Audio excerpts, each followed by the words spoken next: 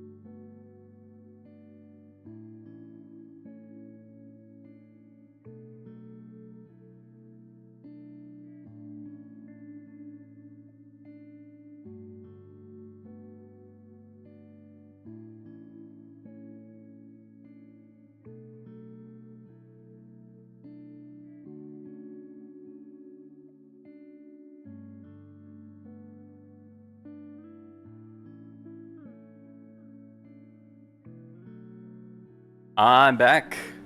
Oh, be nice in chat. Come on. It's the weekend. Hope everyone is having a good weekend so far. For those of you where it's morning time, good morning.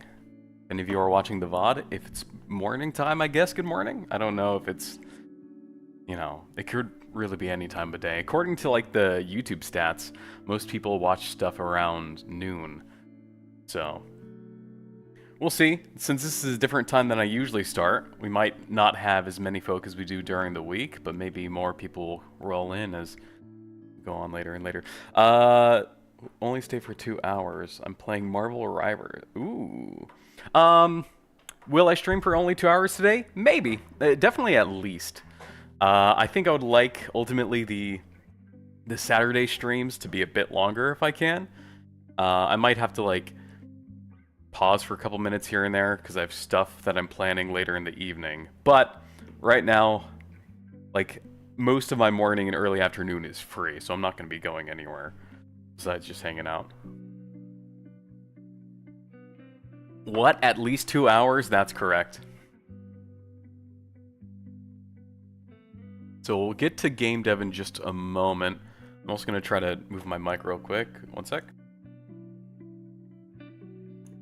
Moved it a little bit further away from my face since I have coffee. I don't want to like bump it. I think Daisy's working, mostly just using her for posting the Discord link. Again, good morning, everyone. Hope you're having a fantastic day, afternoon, evening, whatever it is for you. Happy Saturday. Again, I can finally say that, and we're all on the same day. So the plan for today, yes, there's more work to do with the monitors.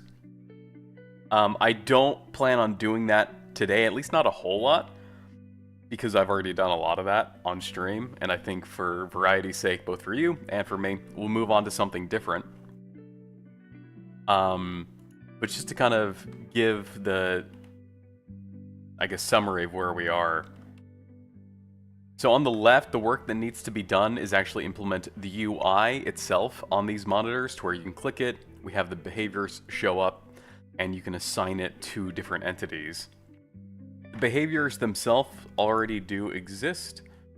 We have them here in this huntercontroller.h, and then as I add more of them, I can also maybe create a new array list of like strings that give a broader description of what each of these mean that will populate the screens there. But we'll move on to building the camera system, which, although it will be displayed on these monitors, I think the part that we're going to be working on today isn't going to be the monitor part of it, but more so getting the cameras into the level. I could just do this like manually spaghetti code way, where I just pop the cameras into this level in no kind of particular order or position, and then throw them onto this monitor and get them to switch over. I've already done that in the other level, and I'm gonna need to go back a little bit to see how I did it. But the general idea of what I have is, let's open up GIMP so we can start drawing things out to kind of explain my this color is gross. Hold on, let's fix this.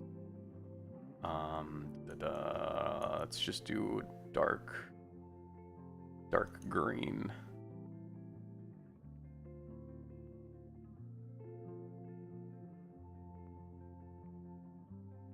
Whoa, your friend got casted in an animated series as a VA for a few. That's so sick. Hey, username, how's it going? Good morning to you. Glad to see you. Babasti, if your friend is comfortable like sharing what series it is, I'd be more than happy to like throw that in the self-advertising. I want to check it out.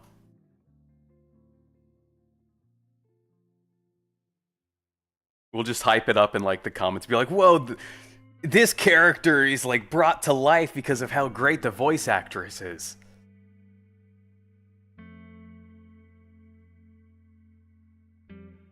Totally don't know her or have any conflict of interest in saying this. So the general idea is we have the level generator, which I'd worked on before, and I don't know if I have open, but this takes the list of handmade rooms, which doesn't really exist yet. We have a couple basic ones, which is just the cube, which is what it's good enough for what we want, just trying to get the actual code done. Because the rest of this is just going to be Blender stuff. Everything else behind the scenes is going to be the same no matter what shape I make. The level generator then takes this list of all the rooms, it takes in a size, so like an X and Y, and technically a Z also, for if I want it to be a 1 level or, oh that is an awful one, a 1 or 2 story level, maybe even 3 or above. But for now, again, just focusing on 1. Then what it'll do is it creates the layout, and the way that I'm planning on having this do it is it'll make its own list, and this is going to be a list of room objects, which these already exist. I've already made these, and I can show you them in the source code.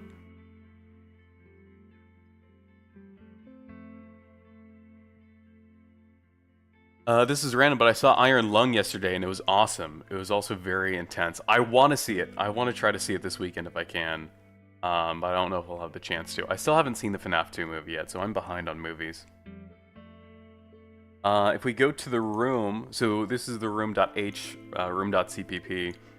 The header, the .h, is where I have like all of the variable information, or like any property that belongs to a room is where I define what it means here. So you can see here, I have its local position, and I think this is for doors. What I would want to do is, and I might already have one here, get world doors, here we go, get world occupied cells. And so given a placement and rotation in degrees, so it will track, let's go back to GIMP.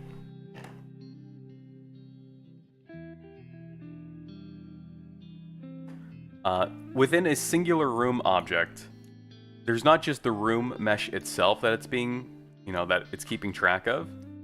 It's also keeping track of its size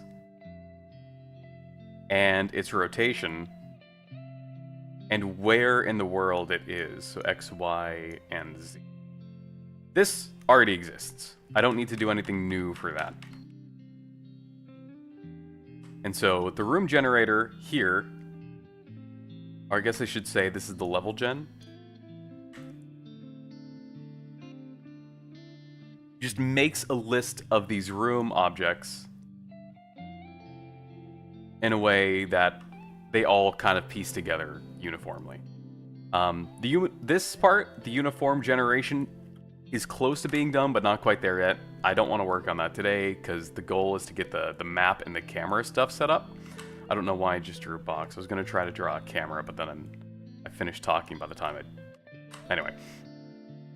So, as soon as we get this list of rooms, and honestly, what I'll probably do is just hard code this so that I don't really need to fix the rest of this part up to it. And then we have this to start with. We then have something that reads that list of rooms and does two things. One, it places the rooms into the world. So something like that.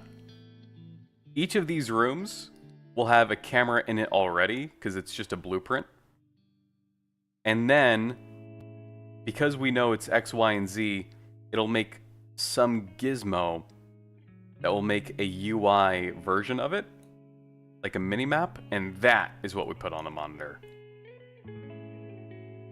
So, let's start with something simple by just trying to focus on this. I want to make a new widget where I give it a list of XY coordinates, and it makes a room based on that.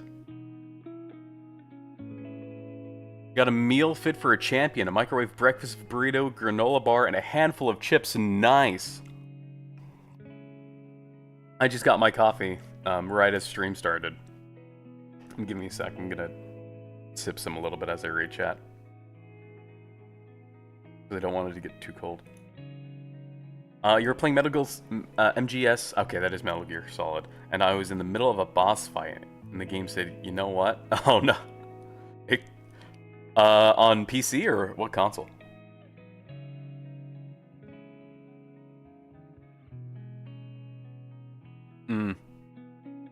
Yeah, that'll do it.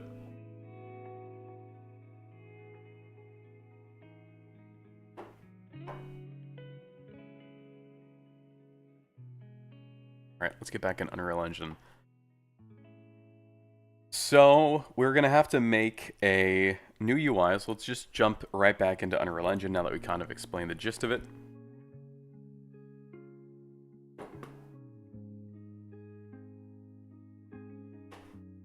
And here we go. We're going to save this widget with the rest of them, which I'm going to have to do at some point, like a cleanup where I go through all of my folders and either remove stuff or change them around so that they're not all just kind of in awkward places. So this is the behavior. I already forgot what BAD stood for. It's on stream, but it's like behavior something database system. Behavioral Association Database System? Nah, I can't remember. I'll have to go back and watch that. Had to go back to 17 screen. There are 142. What does that mean? You have 142 screens? That's crazy.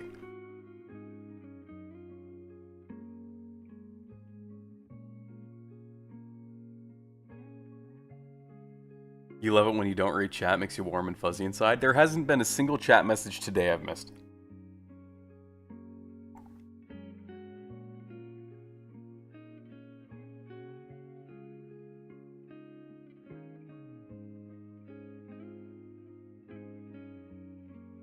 What about the one you deleted?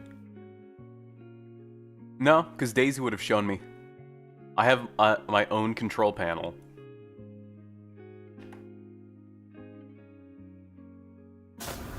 Whoops. Ignore that. I forgot that when I do the full screen share, it does the Lisa jump scare, but only the audio. Sorry about that. Good morning. Hey, you know what? If you weren't fully awake yet, now you are. But the point of that control panel is that it just, if it's a message that YouTube themselves didn't delete or Twitch themselves didn't delete, it'll show me there. The game is broken up into screens instead of one. Oh, I see.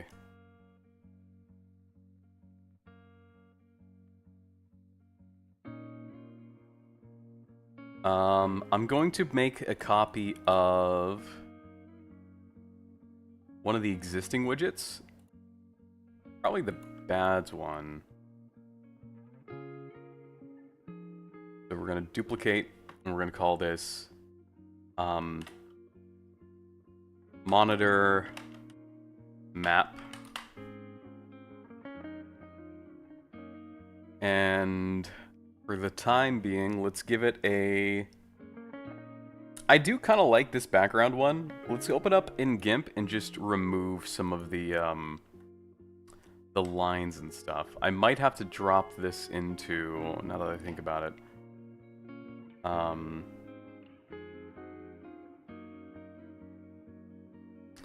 might have to do this in paint.net and bring it back over again. Let me see if I have it in my recents.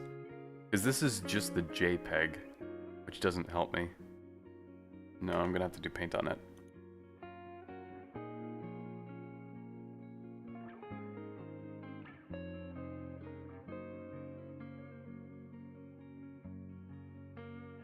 I think I've got it here. Yes, this is the one. Okay. Well, in all honesty,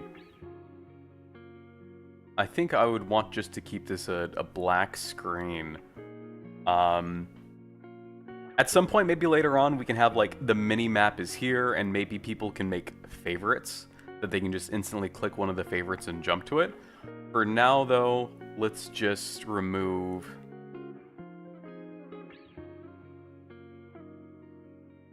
a lot of these layers. Oh, crap, I wanted to keep that one. Okay.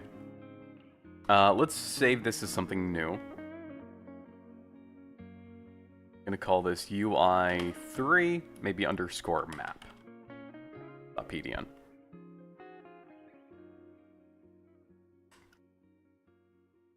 And even easier than doing that, I can just, since it's a black background, I can just click and drag and remove all of this.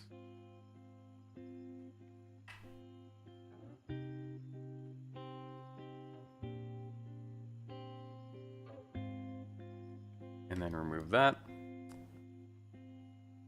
Okay, so the text is on this one.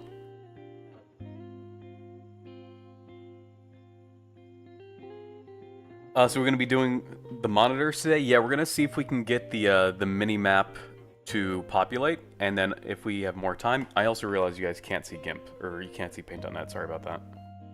There we go. Hey, Raph. Good morning. Interesting time to be streaming. Yeah, so that was the idea, is going forward, I think I want to see how well this schedule works and feels and fits. So let me show you.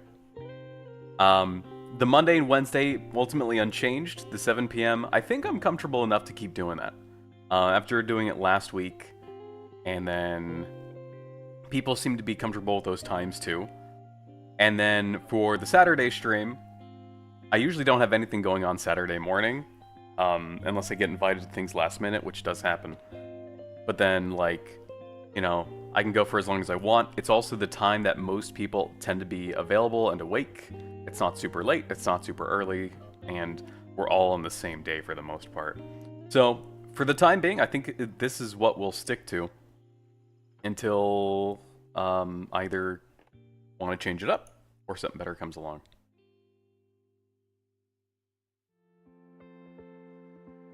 You're in a normal headspace for once.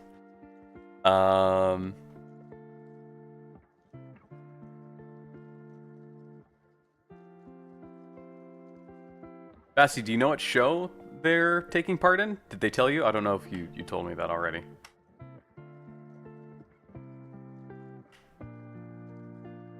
So I'm gonna change the font to Courier New. Do you think that's... I would assume that's like the best font for like computer terminals and stuff, right?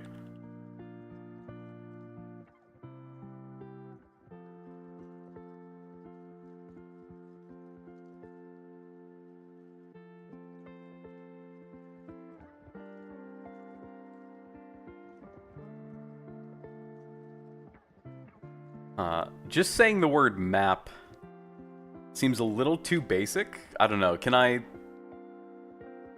Is there something that sounds more professional and advanced that I could say instead of map?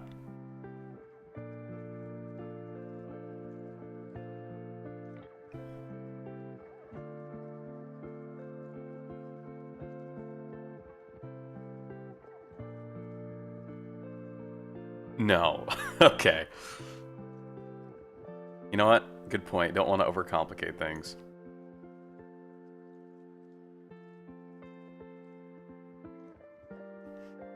So I think... Oh, that's a little off-center. Hold on.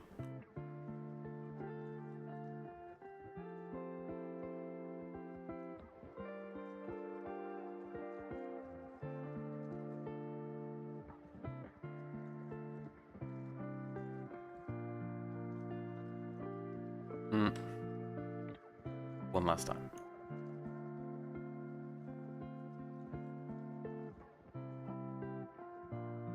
There we go. Then we'll save this as another JPEG UI3 underscore map. We'll then take this into GIMP.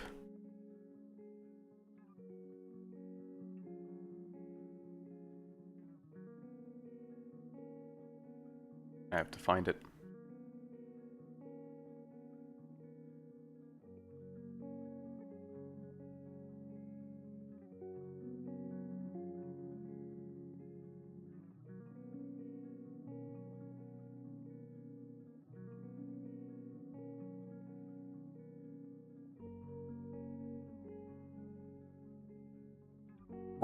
You weren't able to work today, so it'll be another while till we get Ace right. No!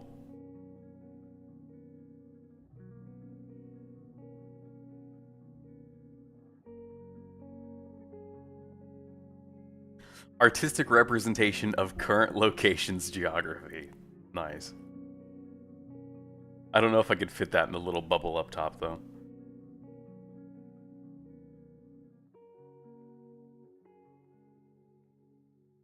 But yeah, there are a lot of cool, like, smaller streamers. It's fun just to kind of pop in, chat for a bit. And even if you don't, like, want to stay long-term, if you just want to stay for an evening, they even appreciate that. At least most of them, right? Because they understand. We've definitely had plenty of people who come here just for the evening, hang out, and then that's the last we see of them. Do you get paid when you don't go to work because you are sick? It is,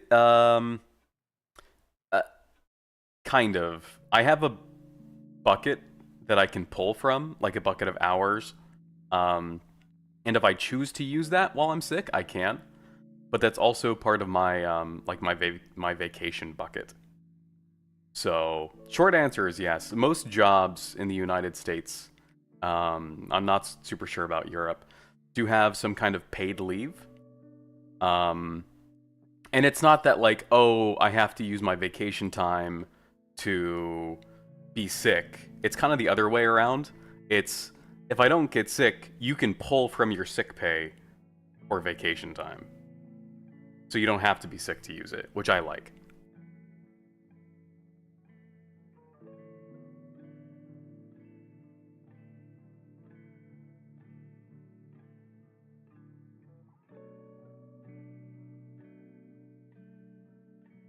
We're going to add a new layer to this. Kind of give it that slight green effect.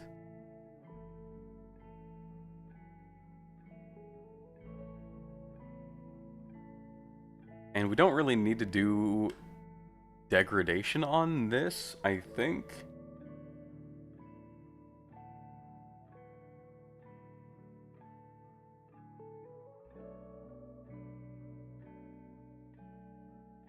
Because we already kind of have the scan lines. We'll add, okay, we'll do a wide striped.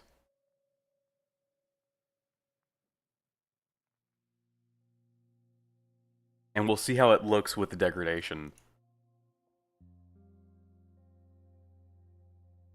And then go from there. Yeah, one time we ran into click on a stream where the guy was making a horror game in Unreal. Oh man, crazy. You gotta watch out for those ones though. Because then you'll be, you'll be watching and you'll check in 2 years later and they haven't done shit.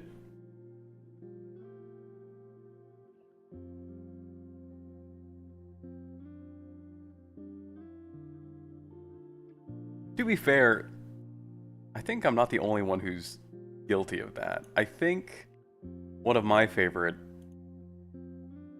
indie devs is still working on his game, Legend 64. Let me see what this guy's up to. He's making like a N64 Ocarina of Time inspired game.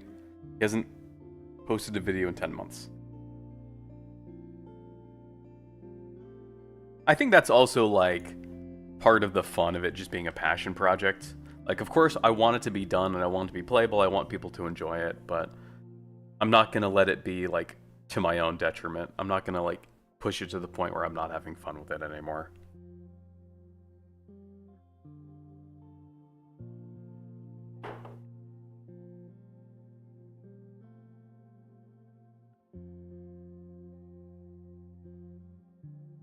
Where is this one?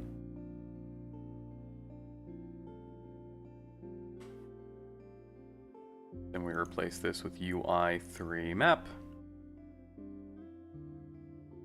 And then in this is the terminal.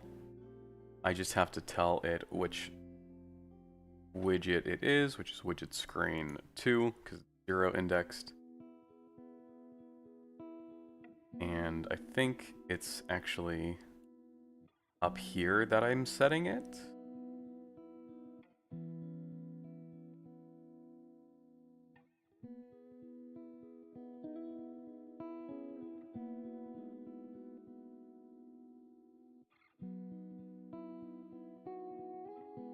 I always forget where it's being set from.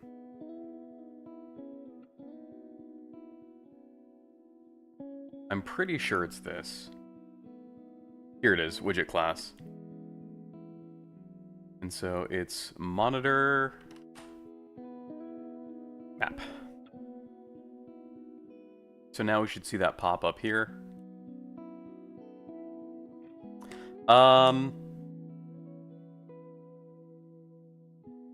Maybe too much degradation on that. Let's play it in a viewport and see how it looks zoomed in. Do full screen. Like, even though it's just gonna be like gizmos and like boxes, I feel like it doesn't need to be that staticky. What do you guys think?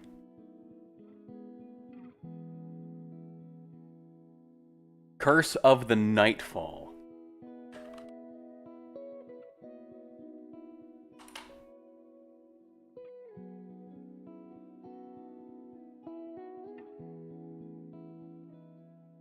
looks staticky enough. Uh, I, I agree that it's staticky enough. Well, to the point, like, the upper limit, right? I'm just worried, is it too staticky? Because we can compare it to, like, this one.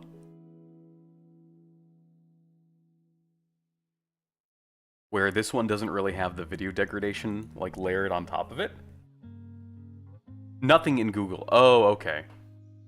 No, it's perfect. So, thank you. Where's the show going to be available to watch? If anywhere. No, it's horrible. Hone, is that a joke, or do you actually just think it's too staticky?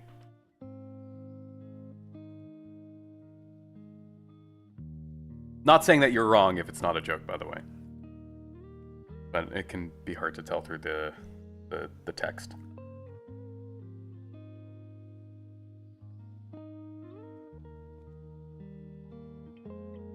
Because I am kind of erring a little bit that it might be a bit much. And you guys are watching it through YouTube compression, so it might even be a little bit worse. Uh-oh. Daisy got you. What'd you say?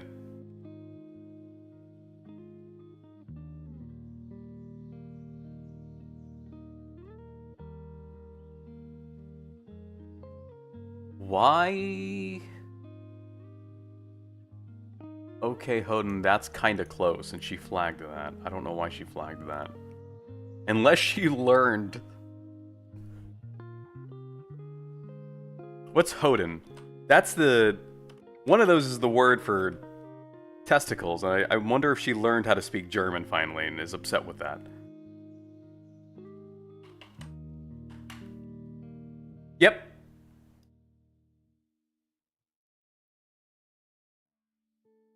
That's not why she flagged it, by the way. I said, yep, that's what the word meant. I don't know if that's why she flagged it, though. I don't have access to the logs right now.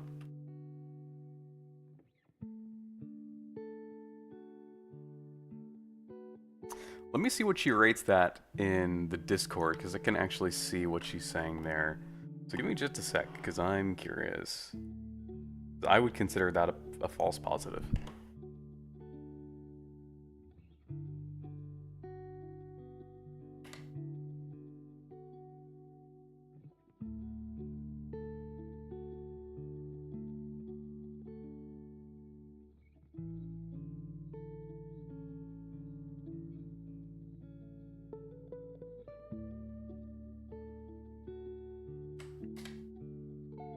While I'm doing some of this back-end stuff, how's everyone's...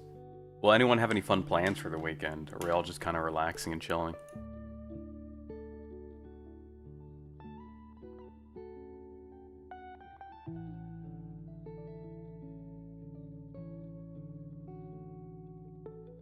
I know your fun plans. True, true. We got 5 people in both chats, though. Well, 3 on Twitch. No, she didn't rate that too high.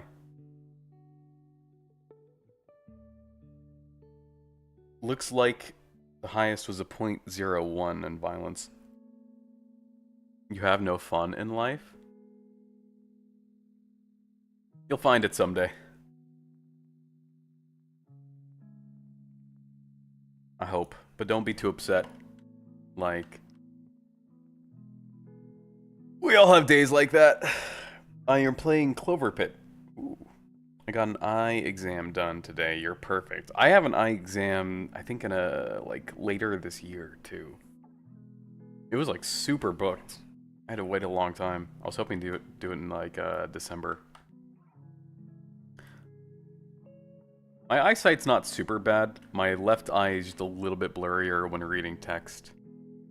Am I right? Like, not to the point where I really need glasses.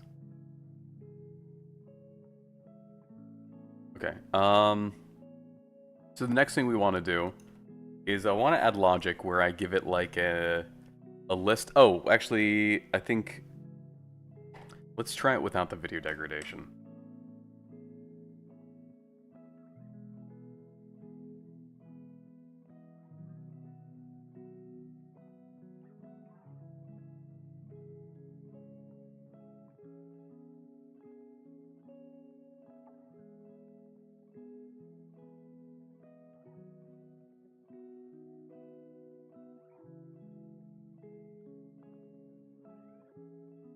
What do we think now?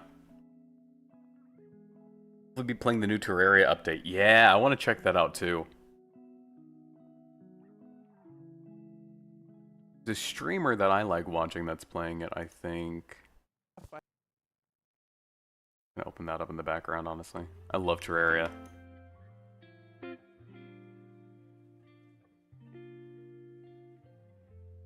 Better, okay, cool. We'll stick to that then. It'll also make it easier because this image, because we're not playing the degradation to just this PNG, everything we overlay on top of it is going to be consistently degraded, as opposed to like, it like having slightly different levels, if that makes sense. Where like if I add an image on top of this, the image that I add, since it's going to be kind of procedural, won't have the same weird squigglies. Good morning, Blue. Good morning. Waking up to a stream wasn't something you were expecting. What do you mean? It's in the Discord. Today we've learned I am bad at communicating things.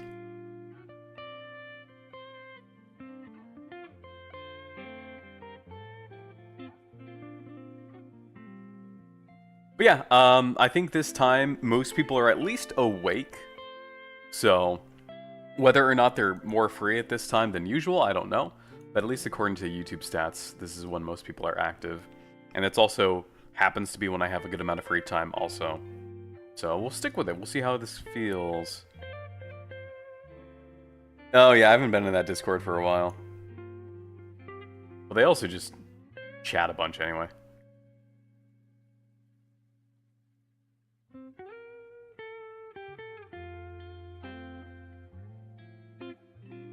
You lost Clover Pit. Uh-oh. Okay. I'm trying to think, and I might need to draw this out to like give good mental space for it. We can do one of these.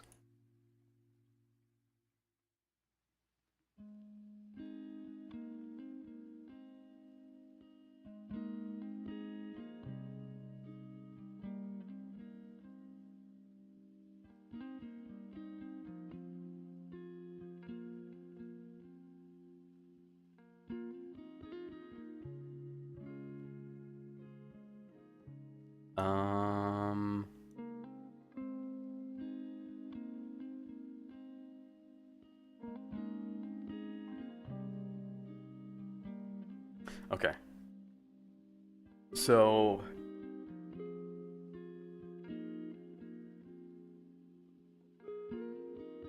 let's say the room data is something like this. Let's say it's like this is the grid, and then it's just a square covering those first 4 corners. And we'll assume 0 indexing. It's a 0, that's a 1. And then 2, and then so on. So the data that the widget would be getting is a 0, 0, 0, 1, 1, 0, 1, 1. And then we also get the rotation, which in this case would be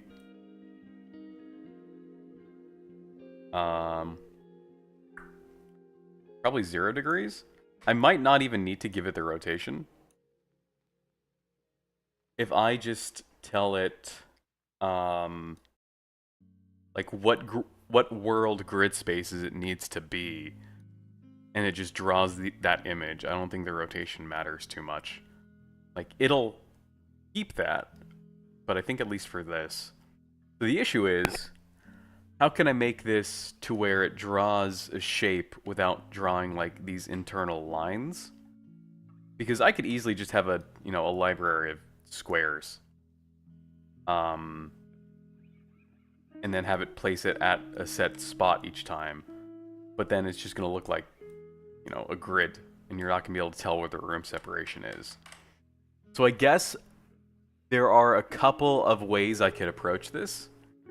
One is that I create, and this is going to be a bit of a longer approach, which I don't feel super inclined to do.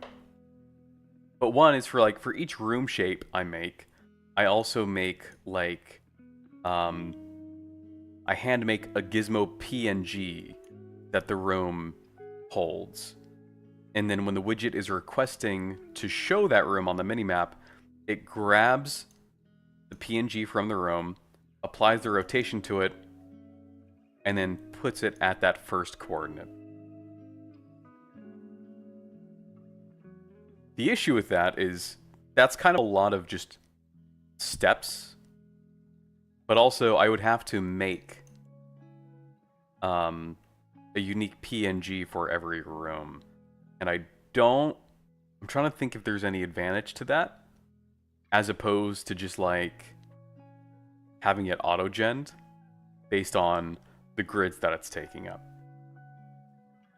Now there might be some instances where, like, let's say we have a room taking up like this kind of a grid space. I know it's not perfectly uniform, but the room itself, even though it's reserved this much space, the room itself is kind of shaped like this. Let's actually fix this a little bit.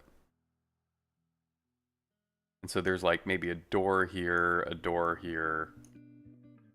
Like maybe this is a balcony or something. I don't know if it would make too much sense to show this as just a square on the minimap like that. Right? I think it would make more sense to show that curvature or that unique shape that is fitting within the reserved spot. Which means I would have to hand make each gizmo. I don't understand shit, but I would just start. Well, I'm at a kind of a branching path here. Because starting really depends on which of those two I would want to go with.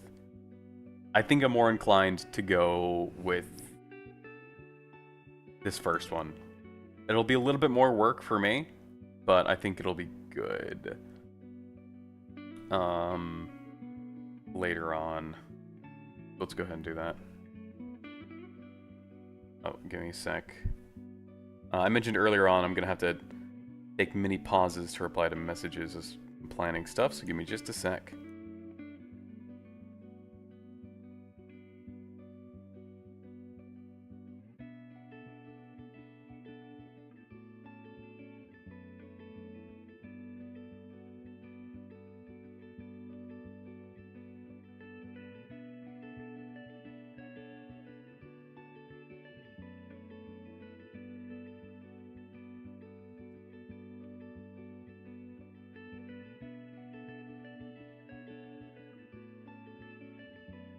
Okay. I gotta head out. Good insert time of day here, everyone. Take it easy, Raph. Have a good one. Have a good one. Okay, so for this first room, it's gonna be pretty easy to do, and we're gonna use the default room here. Well, actually, do we need to use the room? Yes, we do, because it's a... Okay, let's go grab it. It's going to be in level prototyping, maps, rooms.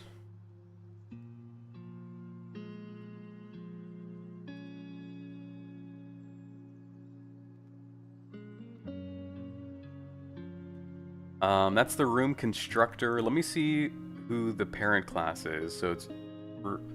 Oops, it's lagging a bit. There it goes.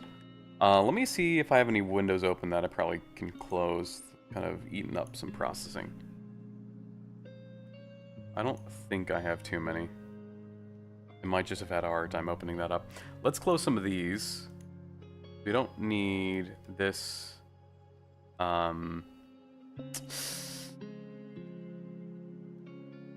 Don't think we need that. Don't need... Oh, I closed bads on accident because the way these things move is weird. We'll keep that open just in case. can close this, and close her, close the reference viewer, save this and keep that open, and then we can close the message log. I can't remember which one of these was like the good default ones that I was testing with.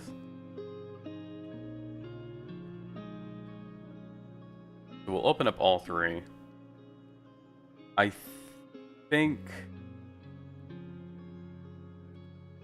Okay, so this was the puzzle room. This was just the basic empty room. Oh. Okay, yeah. This one had the puzzles in them. This one is just the basic room. So we'll start with this one. We'll use this one as our dummy.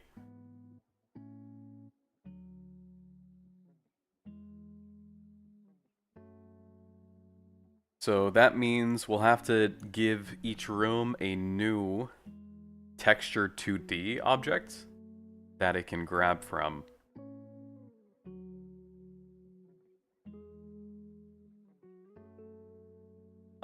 I don't think there's a room interface that I made. I would just have to make a function that I could pull from. So get room.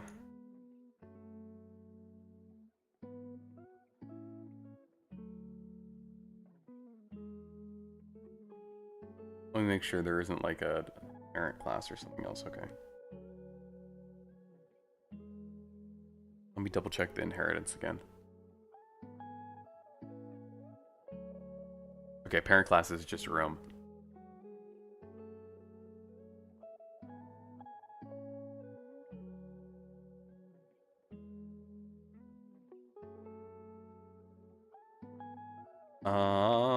I want to make it public, and I want to make it not... Ooh, maybe I should make it a property.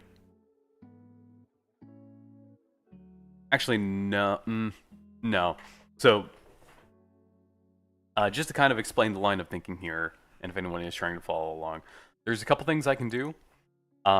Making this a U property means that if I have access to the this room object in the blueprints, go to the event graph, I can just directly pull any of the variables from this list.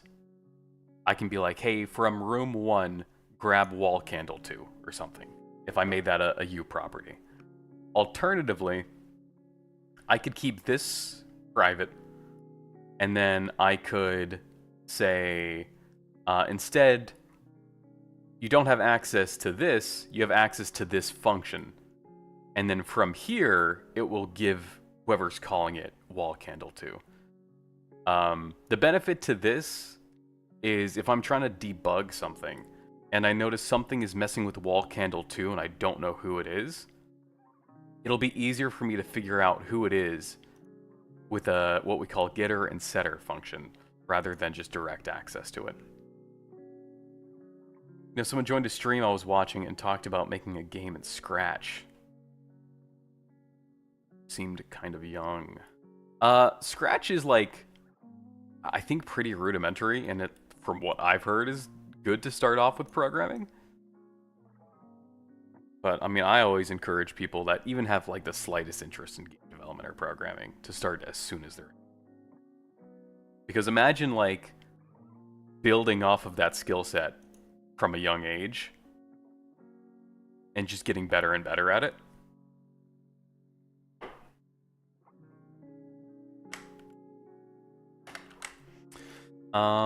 Blueprint callable category room. I'm gonna make this a... I think it's just a texture 2D.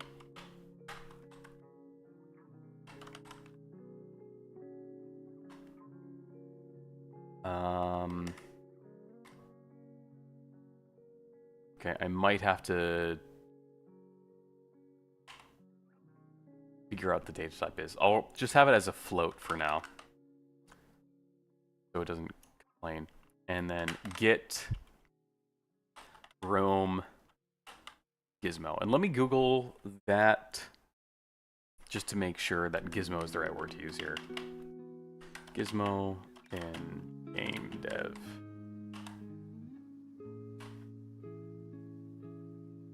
Visual tools or icons or lines rendered only in the scene view to assist developers with debugging level design.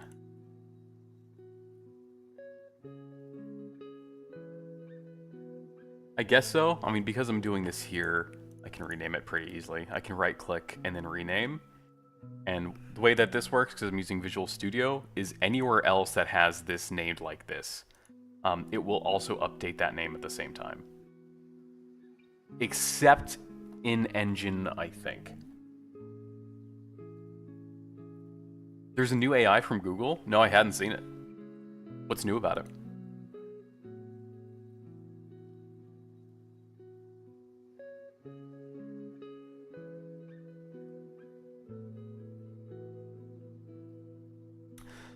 Okay, I think I'm comfortable with that. It's a game-making A... Oh, no, I think I did. I saw, like, a very brief clip of someone asking it to make Breath of the Wild, and it made, like, something super scuffed.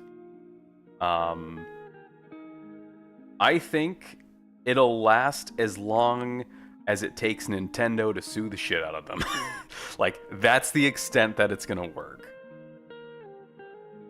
It's one of those times where it's like, you know, oh, let them fight. Let them fight. I don't like how overly litigious they are, but this one time I'll look the other way. Go get them. Sick them.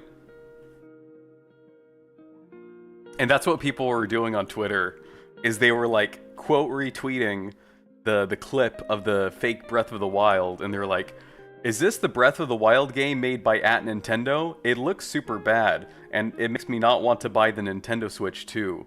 Can you comment on this @Nintendo of America? And like everyone's spamming that. Such funny shit. You quit Clover Pit. No!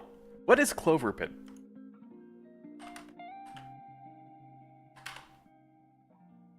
Ooh.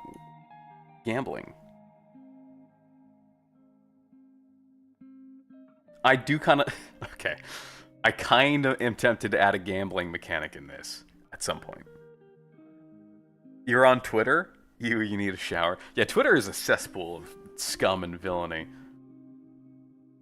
But sometimes when, like, I just need that hit of brain rot, it delivers. Am I out of coffee? I'm out of coffee. I shouldn't get another one. Okay, somewhere else in this, I made something that returns an image, and I think it was for the UI. I think it is Widget Manager. No, that's pause movement. I think it's Inventory Manager. Here we go.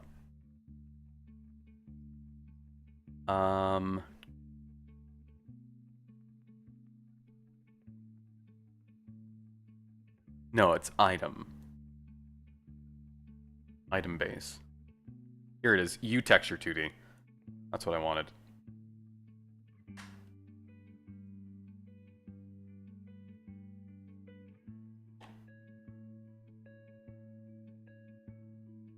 And then here we will add a definition to it.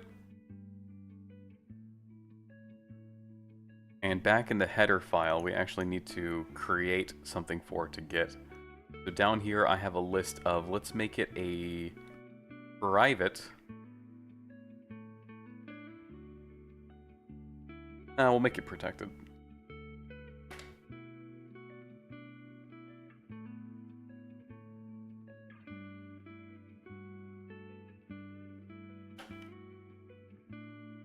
Room Gizmo.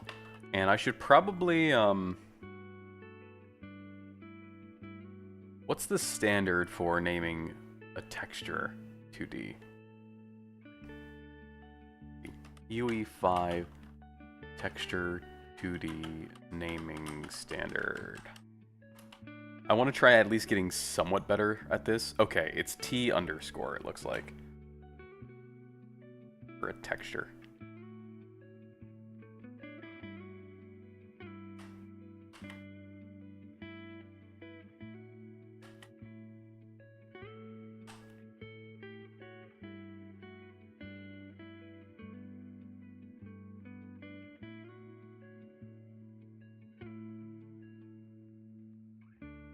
I hate the chat XP system. Everyone's at 75, but I'm third, and Daisy is first.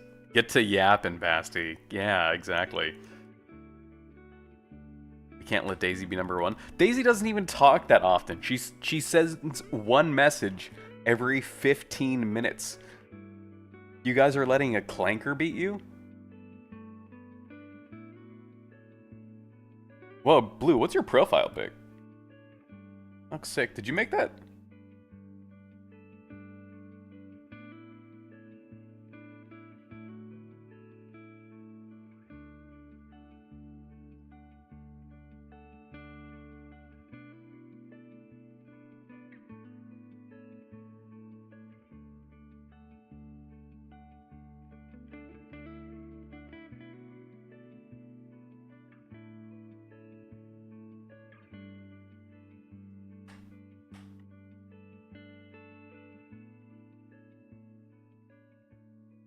I think that'll work. It's a random anime girl that I found way back in 6th grade.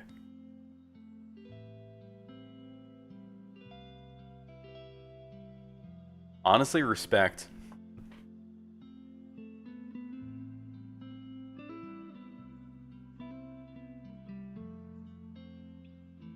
Okay, we're gonna try to compile this and, you know, send a prayer, I guess, and hope it doesn't scream at us. Mine is a cat. Oh, no shit. Thought it was a possum. My bad.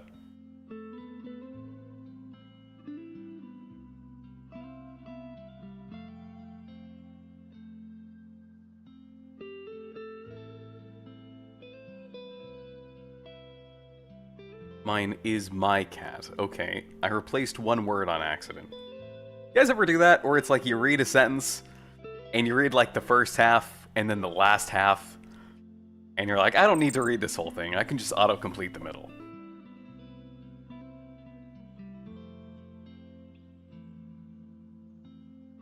What if yelling clanker at Daisy makes her aggressive? That'd be kind of funny. See, I did the same thing, so Twitch, you're not safe either. I paraphrased that message. It compiled, by the way, so cool. So now in our room constructor, we should have a texture 2D. It might not show up here. It might be like up here.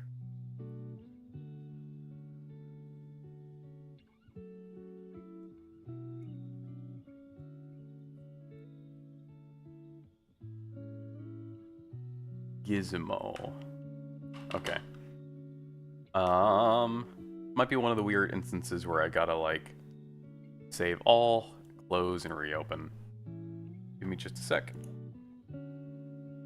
Tomatoes! I finally streamed at a time that you live. My friend, how are you?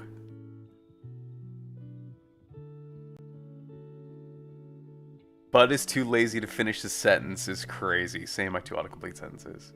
Yeah. Yeah, tomatoes! Oh man. It's been so long.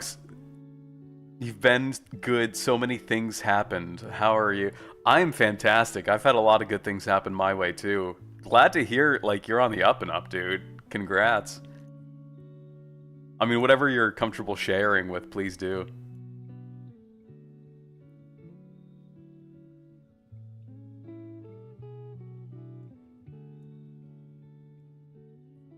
And tomatoes, since you're here, let me show you this is going to be kind of part of the new schedule I want to have going forward, where like the Monday and Wednesday times are still the same at 7 p.m. Pacific. And then I'd like to have this weekend stream kind of be like the new main one, where hopefully more than 2 hours each day or each weekend. And then according to YouTube stats, this is when people are about most active in the day. So, we'll see. Obviously, on the weekends, I get, there are things that kind of come up and stuff that I'll end up going to do. So those are more likely to possibly get hit with, like, schedule conflicts. But, generally speaking, that's kind of what I would like to do.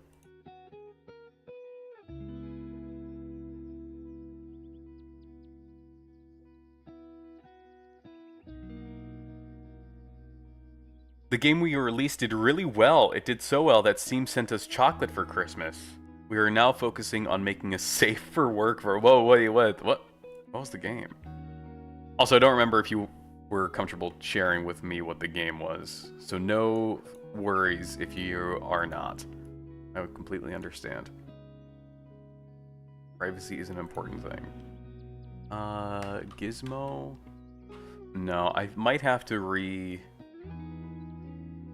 delete the intermediate files for it to show up, which isn't a huge deal. It's just slightly annoying. Just give me a sec as I do that. You think you did? Oh, okay. Please stream right now more. Everyone is here. I mean, that's the plan. I mean, the plan is to let this be like... I think I mentioned this to you, Basti. For lack of a better word, this is like the flagship stream of the week. And the other weekday streams are more just like filler. Because during the week after work, I'm pretty tired anyway, so those are kind of low energy. But during the weekend, I woke up at like 7 or 8 or so. Had plenty of time to make some breakfast, spend a little bit of time at the gym, spend a little bit of time outside, and then I still had like an hour before stream start. Texted you the name. Okay, cool.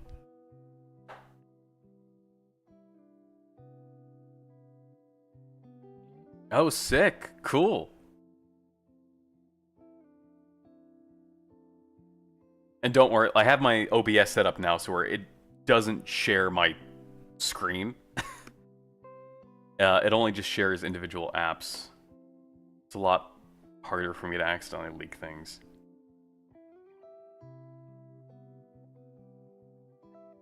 Well, heck yeah, man. Glad to hear that. That's stoked.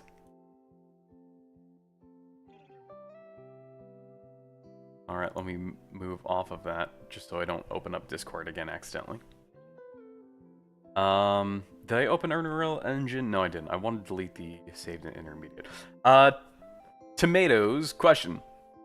I updated a thing in C, and so I guess I can show you. It might be a little bit easier. Not that what I'm about to do is gonna take too much more work, but you might know a quicker way of doing it. I added a publicly accessible, room variable, or I guess object member, to one of my parent classes. So this guy here, or this one here actually technically, and I can't see it in the blueprint, and I'm wondering if that's because I have to like remove the saved and intermediate folders and then build again, or is there like something here I forgot to do? Because I might even have to make this like... Oh no, this is protected, so I should be able to see it. Right? Oh no, I would have to make it edit anywhere. Blueprint rewrite, probably, I would assume. Let's try that. I didn't see the function though, either. You don't need the uProperty stuff.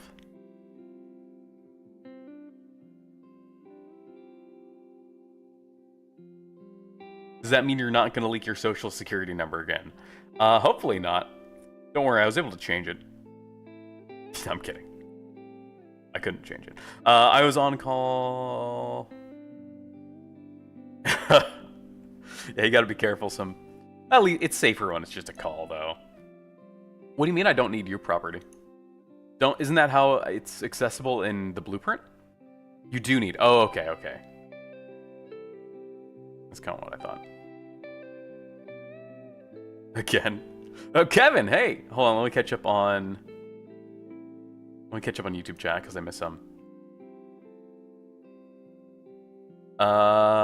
Yeah, please keep this weekend stream. That's the intention. How's everyone's afternoon... How's the afternoon stream going? Pretty good.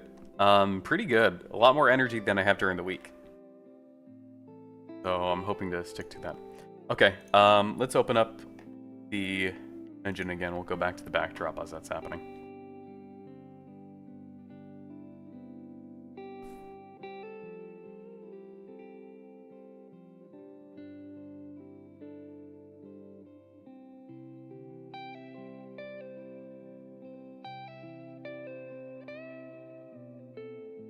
See, like, I would expect it to show up under the functions, right? Because one of them is a new function that I added. Maybe if I recompile, it'll show up? No. I mean, you can see here, if I go to class settings, parent class is Rome. So should inherit those? I should be able to see it? Hold on, if I do, like, get gizmo. Oh, get room gizmo. Here it is.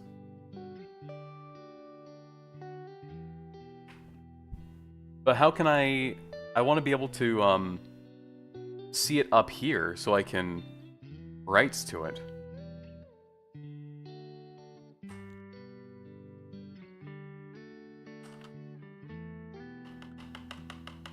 That's for blueprint functions. But you should not be able to see it there. You should be able to call it. Oh. Oh, that's right. But I want to be able to see it here, because these are custom ones that I made that I can write to. Let me make sure, let me go back and see how I did those. Maybe I did them differently. Like, what was the name of it again?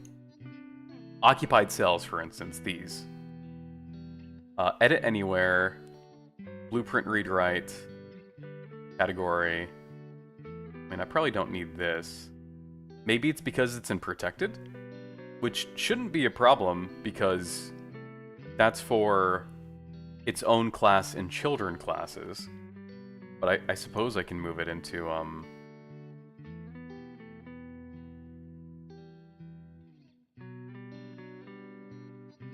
mean, I suppose I can move it into public without too much of an issue. And then we can try that.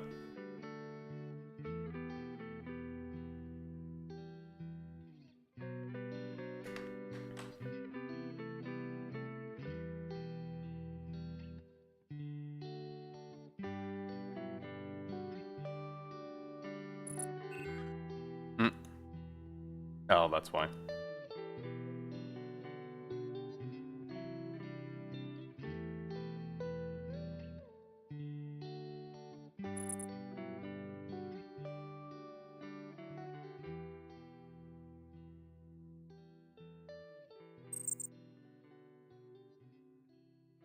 That's the most old man message ever. Look, nothing wrong with having a journal. Oh, there it goes. Okay, so it was because I'd made it protected. Okay, so cool. So now we just have to go into GIMP. And do you have one? I just use my notes app to keep track of like small things here and there. I feel like if I try to keep a physical journal, I'd probably lose it. Okay, so then we're going to go into GIMP in just a moment, and either GIMP or Paint.net.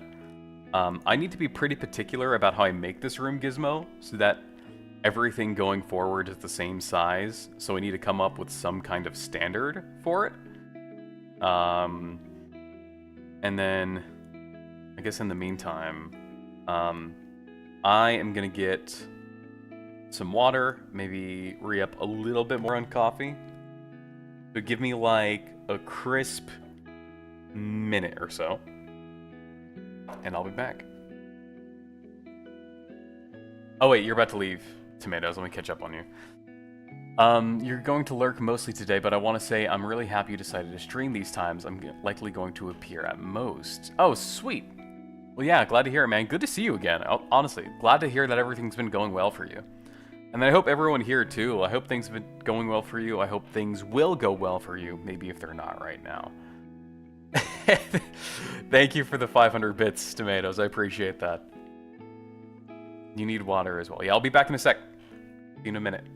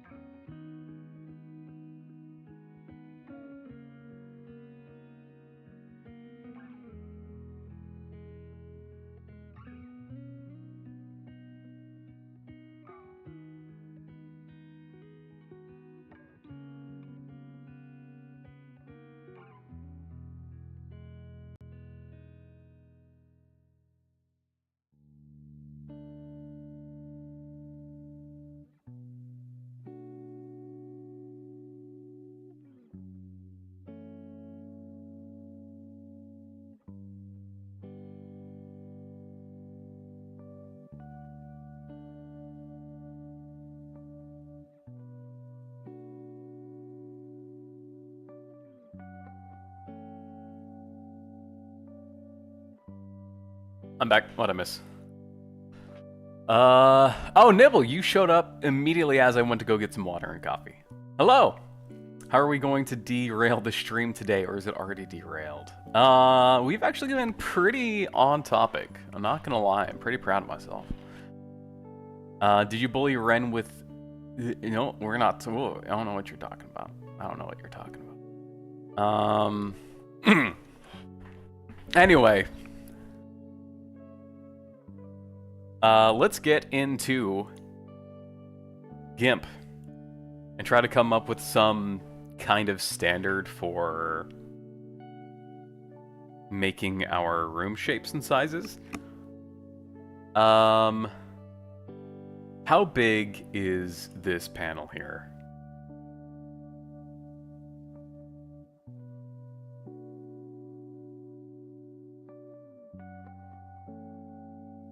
We go to image, scale image. Okay, so this is 1080 by 1080. Probably want to make it a little bit smaller than that so it can fit into this window.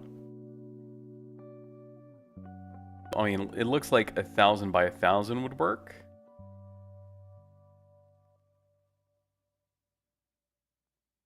And then we would want to be able to split it up so it's small enough.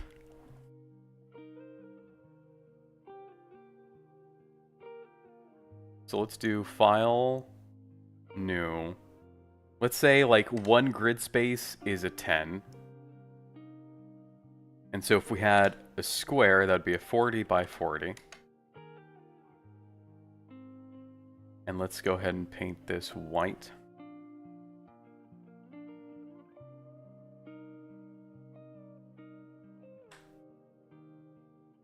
And see what happens and see how it looks if we just throw that in here.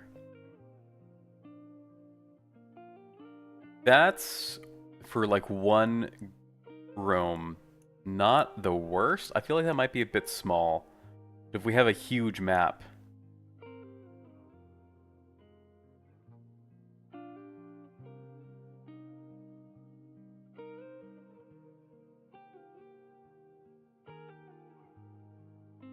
We'll try that, and then maybe what it'll do is it'll make the image first, and then scale it to fit this screen. Because like the first couple of maps, we're probably not going to have too many of these. Like it'll be something closer to like that, especially for like the tutorial where it's just like 2 rooms or something. And let's, I don't know, let's maybe make this different color.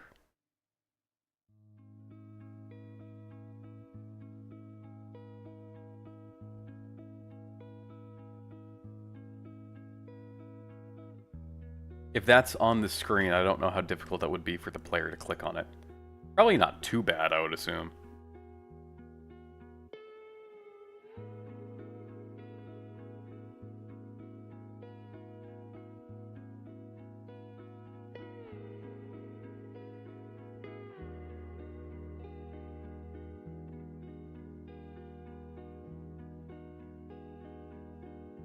I think that's fine.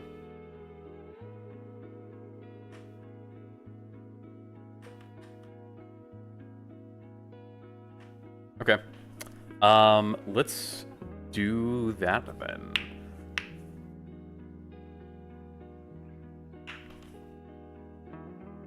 So we'll have this be the blank gizmo. We made this a 10 by 10, which means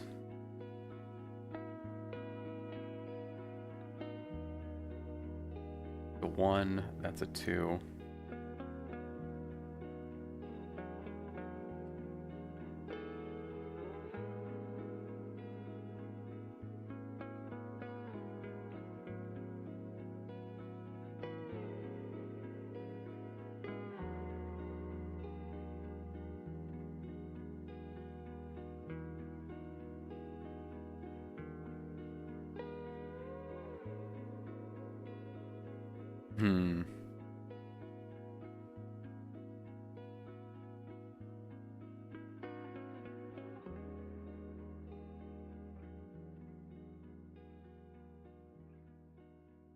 The reason I'm pausing is, like, what color do I want the center to be? I'm tempted to have it be, like, change color based on how fully the room's been explored, a lot like Resident Evil is. But I think for now, we'll just stick with this one image. So I'm going to save this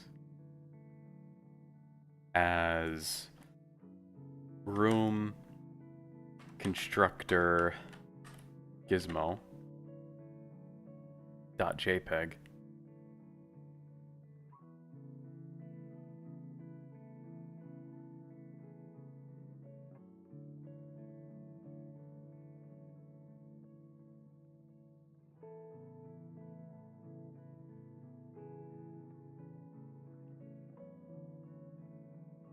And then in the comments of this,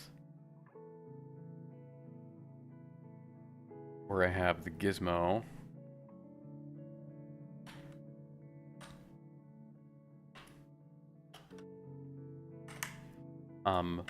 one cell size is 10 by 10 pixels.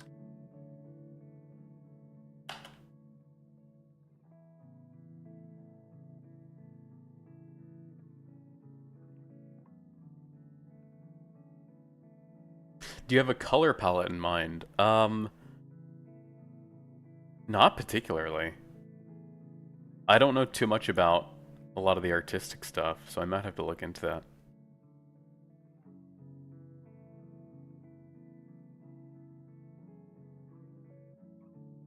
I'm less inclined to make it like dark and gray. I like how vibrant the OG Resident Evil 2 was. Like, even when it came down to like this, the inventory menu.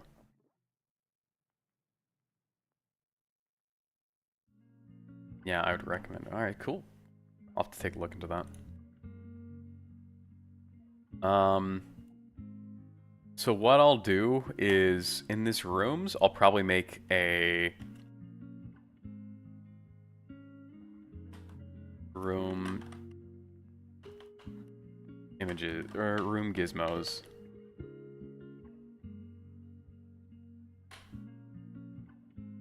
I might have to restructure this folder later.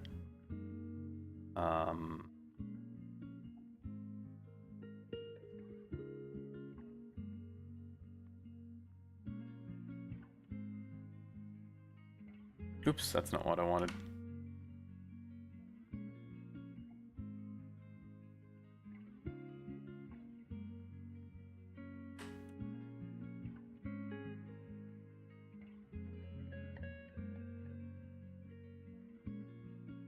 There it is.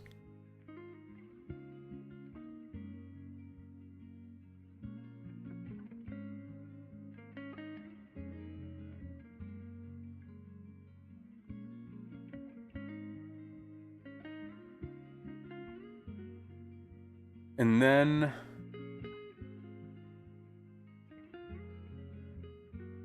I thought rotation was one of these.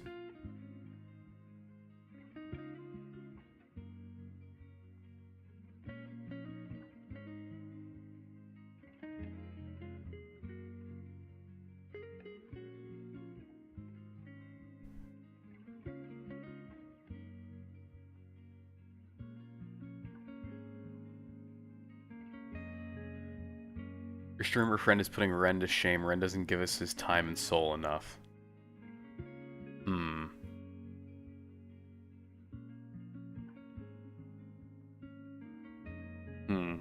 What do you mean by that? What do you mean by that? Also streams 4 times a week? Well, 3 is the better number. And plays retro? Oh, okay, so I'm automatically better then.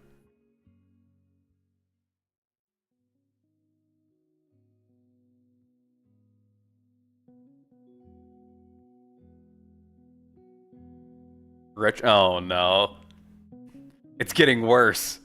Instead of auto-completing sentences, I auto-completed a word.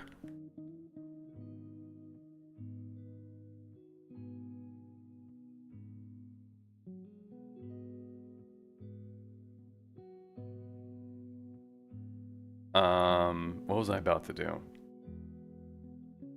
Oh, right, we wanted to see what this is doing.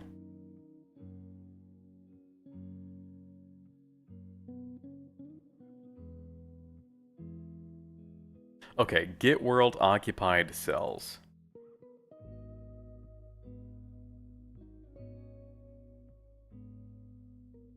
Given a placement and a rotation in degrees, turns rooms occupied grid cells in the world space. I don't know if I am keeping track of the rotation anywhere.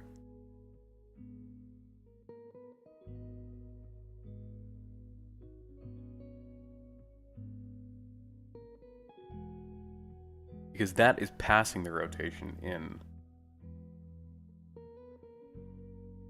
Not keeping track of it.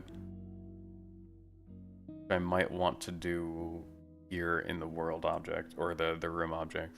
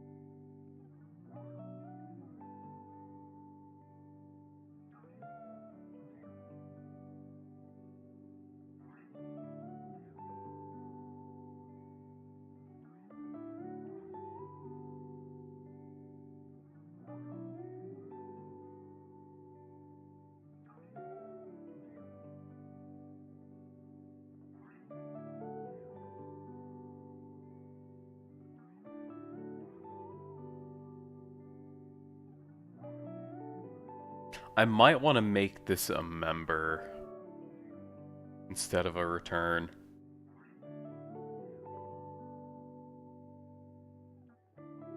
And then rather than having the room object calculated, have the generator objects calculate it.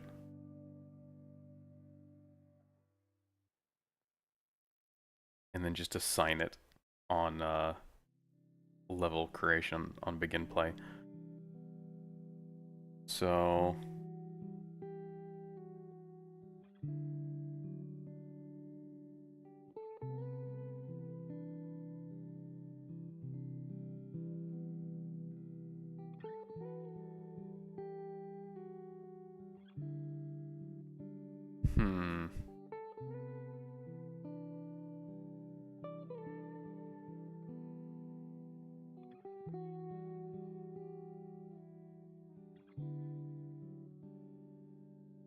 we'll have a few occupied cells. So that is local. This is also local. And make sure I'm not doubling up work here. No, okay. World cells. And then we want to grab the origin point.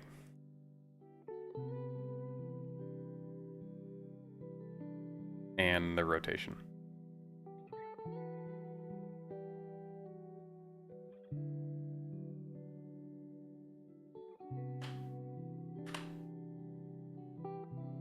And then also,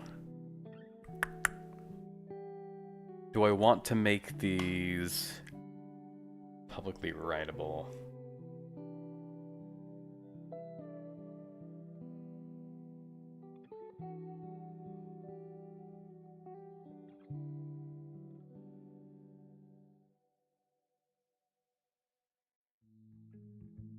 It might be a good idea, at least for this debugging part.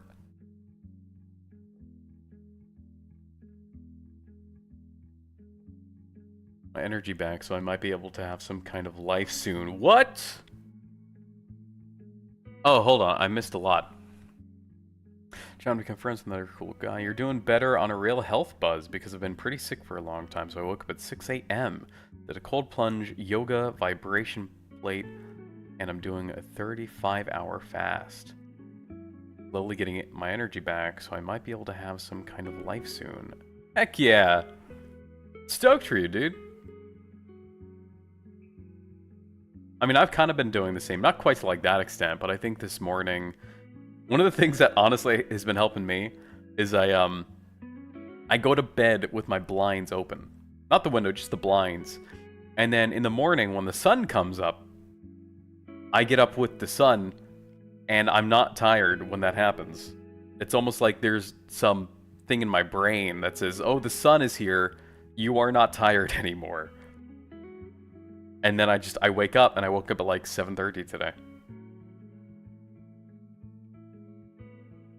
Met a guy who made Minecraft challenges like surviving an old nether permanently. I was like 5 hours into a piece of fan art when oh.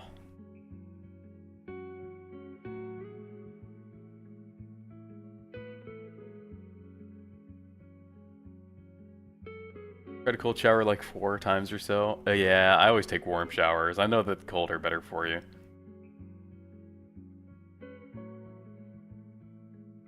To be fair, it's just in your pool, which is heated, so it's not as cold as you'd like. Heated pool's fancy. You live in the middle of a forest? That is pretty... That's like a fairy tale. Just surrounded by birds and trees.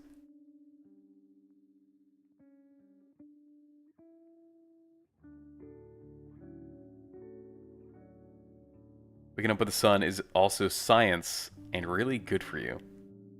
I agree. I think it's been better for me too.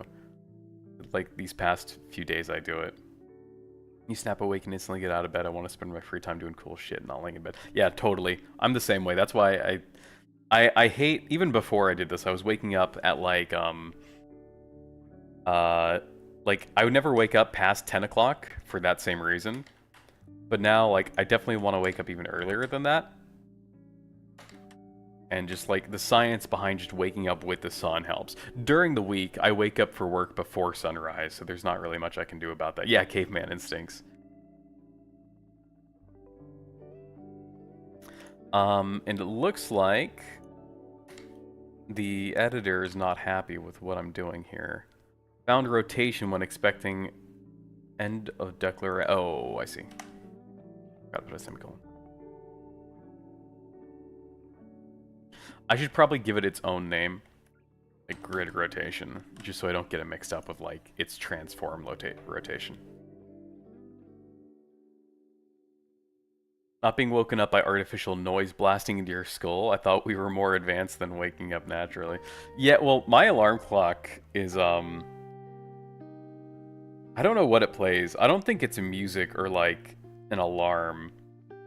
I think for a while I did like the birds chirping, but then it's like, then you start to hate the sound of birds chirping. I was like, I don't like that. So I think I changed it till just like ambient village noises. There's also a thing you can do where it's like your lights will slowly turn on as if it's sunlight, but even that feels kind of artificial to me.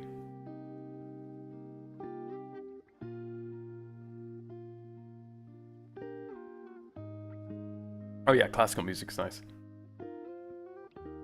You ruin good songs by waking up to the same one every day. Yeah, so the way mine works is it's like I wake up to just like something non-musical, and then as soon as I wake up, it switches to just like this kind of music. Just instrumental stuff, like patterns that aren't easy to pick up on and try to remember, because it's just kind of lo-fi, chill, nothing too specific or nothing about it stands out a whole lot. And mostly just to kind of guide my morning as I wake up, make coffee, get dressed, and etc. I don't think I need getters and setters for these. Maybe...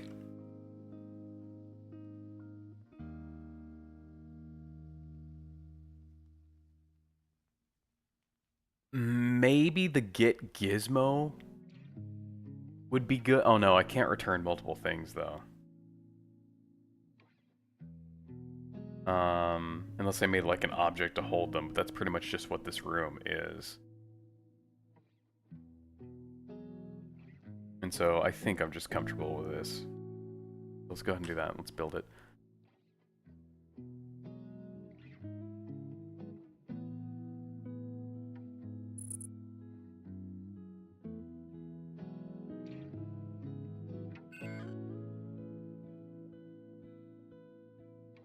I fucked up.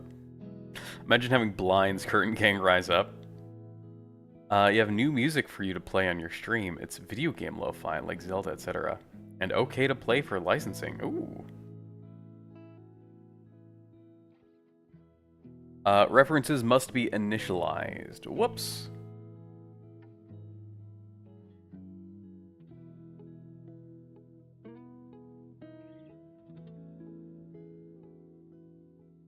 A room grid origin hides class member.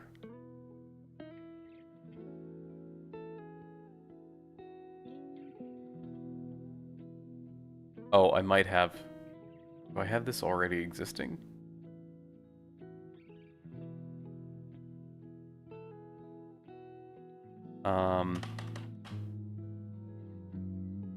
World origin.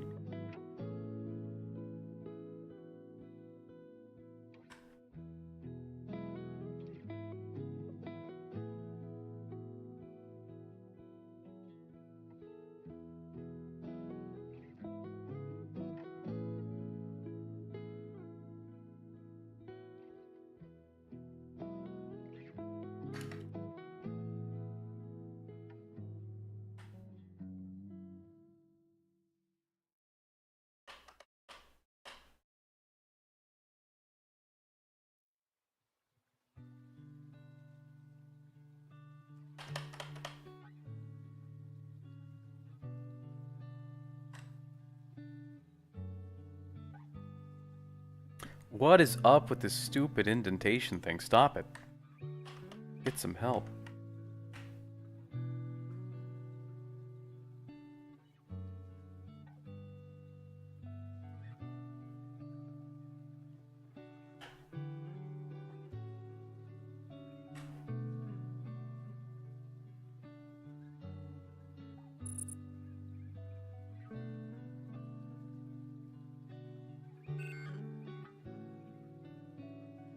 I get that, Nibble. I did that for the longest time too, mostly just like OSTs. And I think it wasn't the OST that I liked most. I think it was just like music without lyrics, especially like if I'm actively doing something, like if I'm driving, if I'm working, lyrics just would kind of distract me. Not to say that I hate songs with lyrics to them, but just for like vibing or in a car, I just, you know, it's easier without it. Abstract hip hop plus EDM. Oh yeah, like probably one of my favorite artists right now is Porter Robinson. He does a lot of electronic stuff. World origin references must be initialized. I thought I did that. Line 8.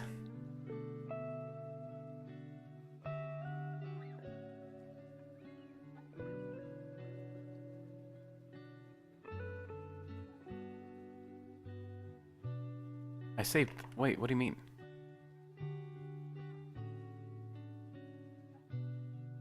Declaration of World Cell. Oh, I think I see. World Cells probably already exists.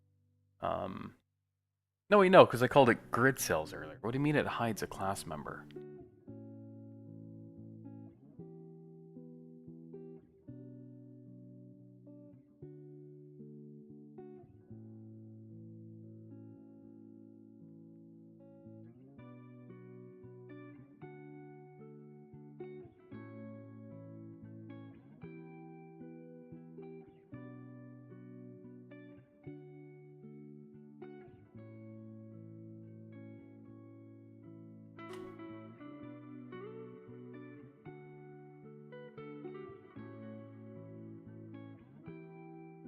Okay, no, I thought that would...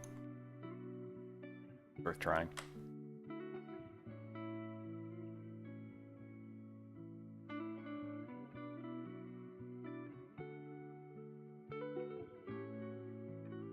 more interesting music without lyrics because the words can't carry the song.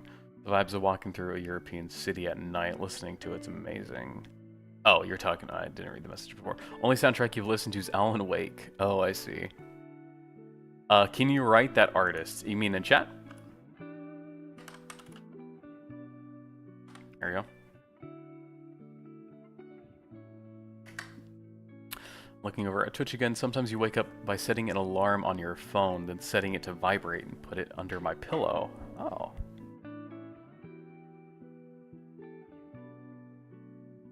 No, in a letter?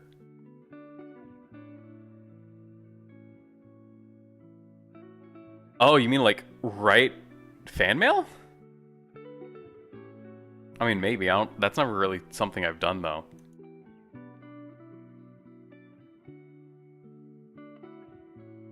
Oh. Look, it's hard to pick up sarcasm over text.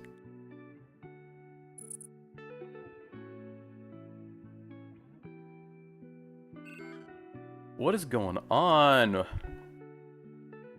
References must be initialized. Is that not what I'm doing?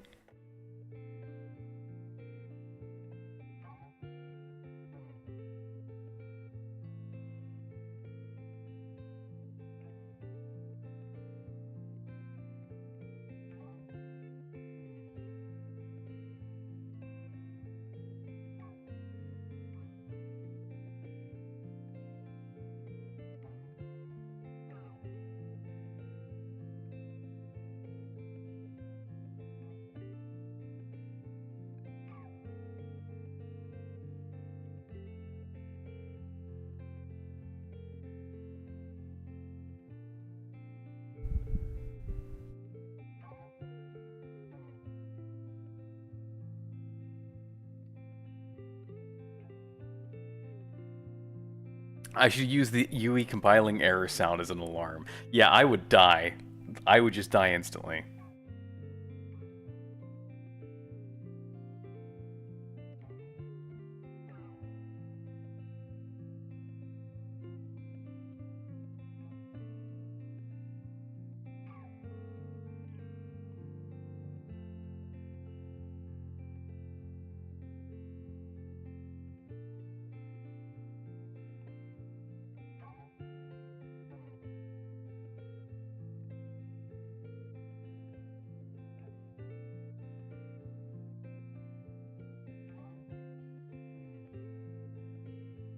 Yeah, don't ask for personal information. Even if it's something broad, you never know if people are comfortable sharing it.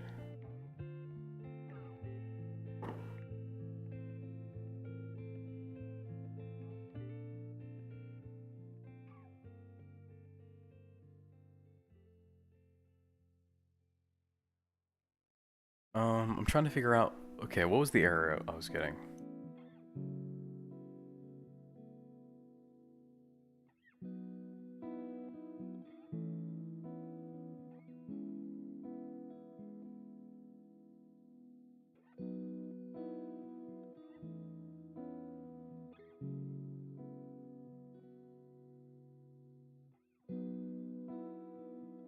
References must be initialized. They are...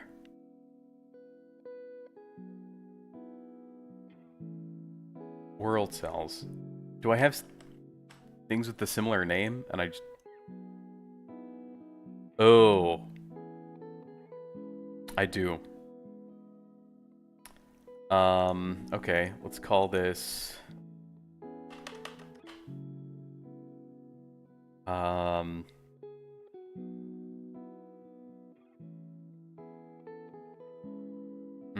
Not local.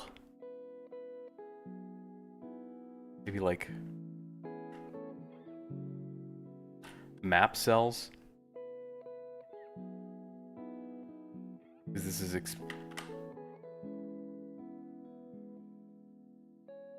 because this is going to be explicitly for map gen.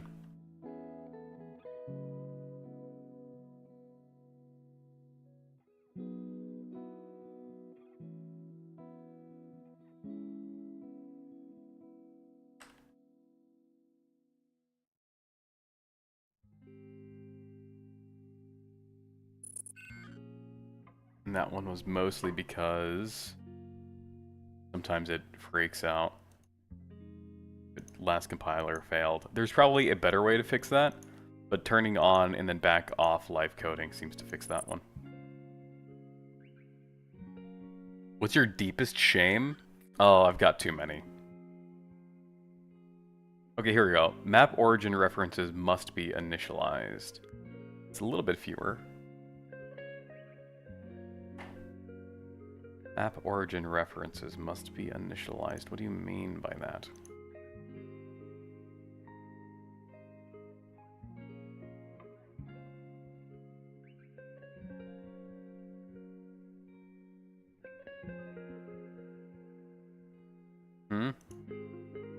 You are being initialized.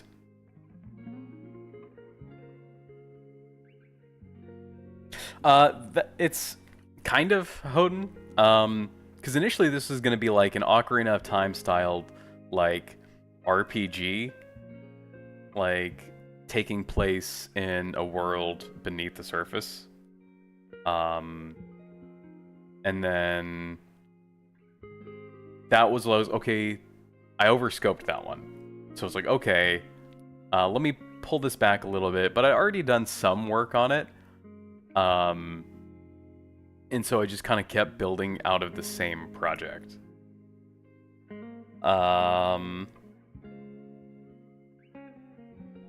Yeah, I didn't care. Attractive Llama was an auto-generated Xbox gamer tag, and at the time when I made the channel, like over a decade ago, I was like, oh, wouldn't it be neat if my YouTube channel name was the same as my Xbox gamer tag?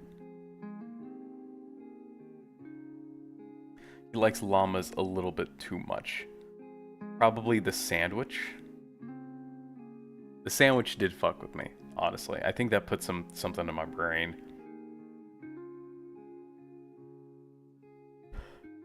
Where did Rendon 777 come from? 777 is just because I like those numbers. Rendon just because that's my name. And when I upload this project, I will have to upload it under my legal name because that's just how Steam works. And then I also wanted to be able to associate my work with myself easily enough to where if I want to go to a prospective employer, I can be like, look, I made this thing, it's on Steam. If I'm lucky enough, it's on mobile and console. I made this. This is my work. That's my name.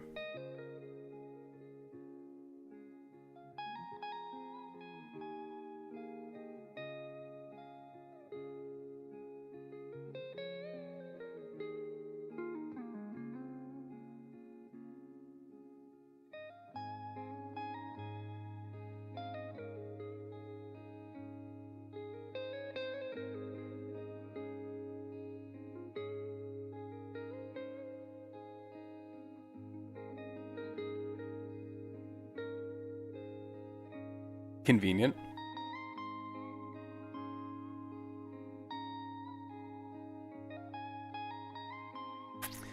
Just say that Rendon's not your real name. That's okay. We won't ask about your real name. Indifferent whether or not you believe me. I really don't care either way. Because the reason I named it that is again for something kind of not super related to chat.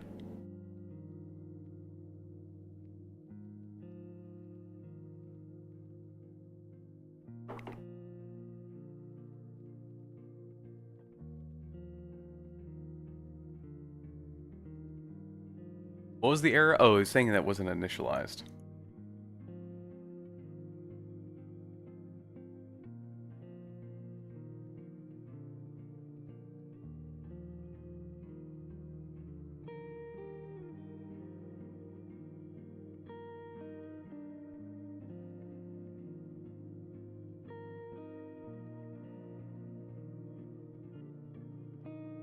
I don't know what it means when it says references must be initialized. Is it talking about the F endpoint? You have a really good name for your company. Okay, what is it? Let's hear it.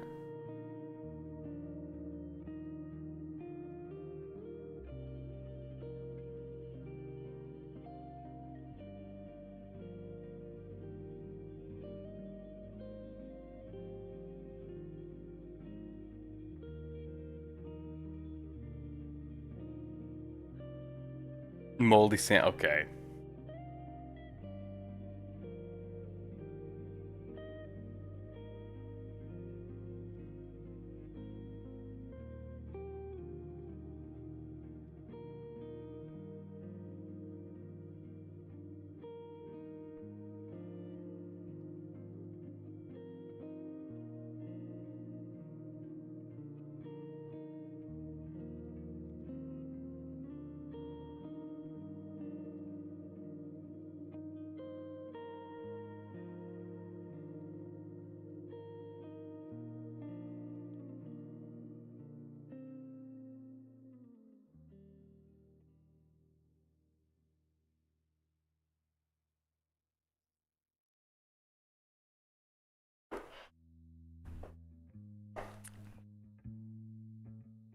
Guys.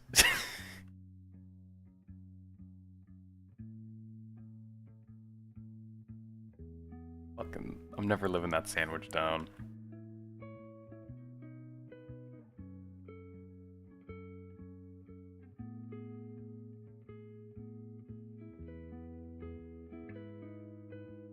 Do I have to, like, create a new F endpoint? Do I have to, like, make it a pointer?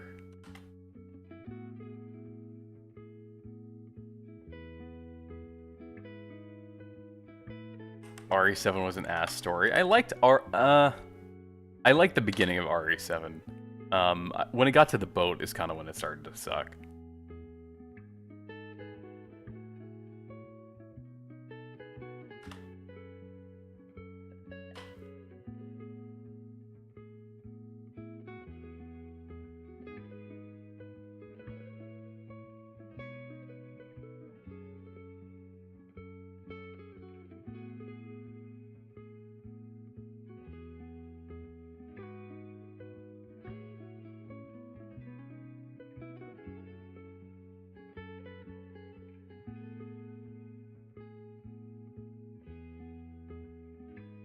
I don't know why this one isn't working.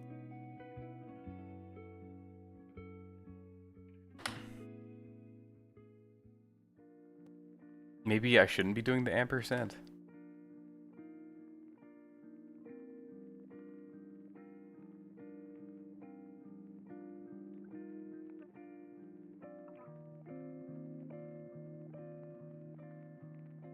The references stuff always, like, slips past me because I don't work with it too much. Unreal. Trying to get the map generate. Oh, there it goes. The map generation stuff complete. And so for the map to start, where is it? Monitor map.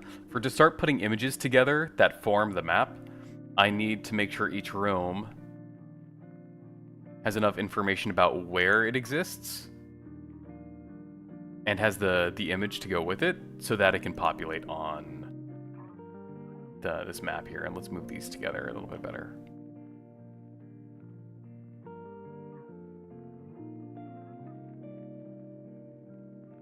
How long do you plan on the weekend streams to go for?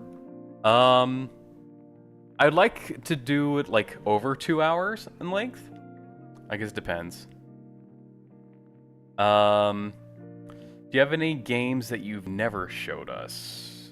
I can't remember. Not really games. There were some, like, projects I did in college that, like, were playable. I wouldn't really call them games, though. It was more so teaching, like, or, like, trying to demonstrate that we know a certain technique, something. So certain shapes can be on one part of the map, or I just missed what you were saying. Yeah, so the idea is that it's, let's go to GIMP. Let's see if we can find it. I was using this to explain it.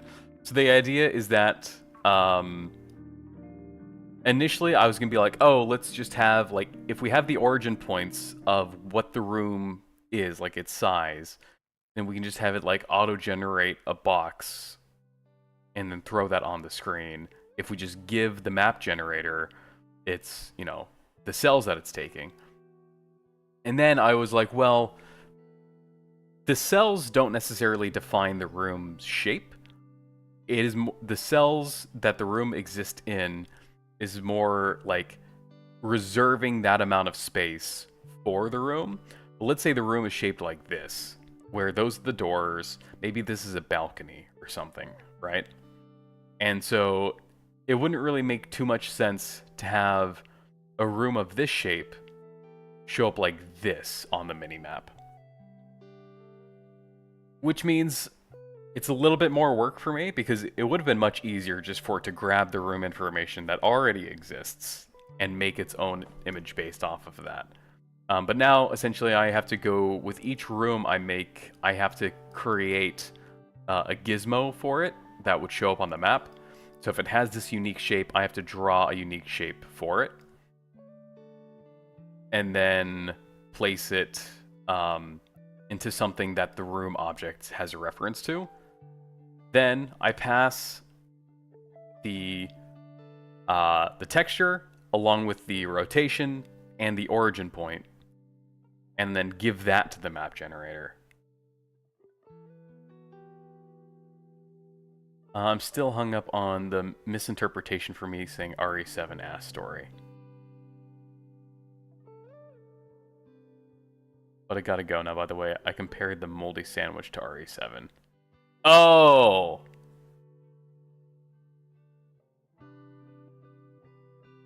I see.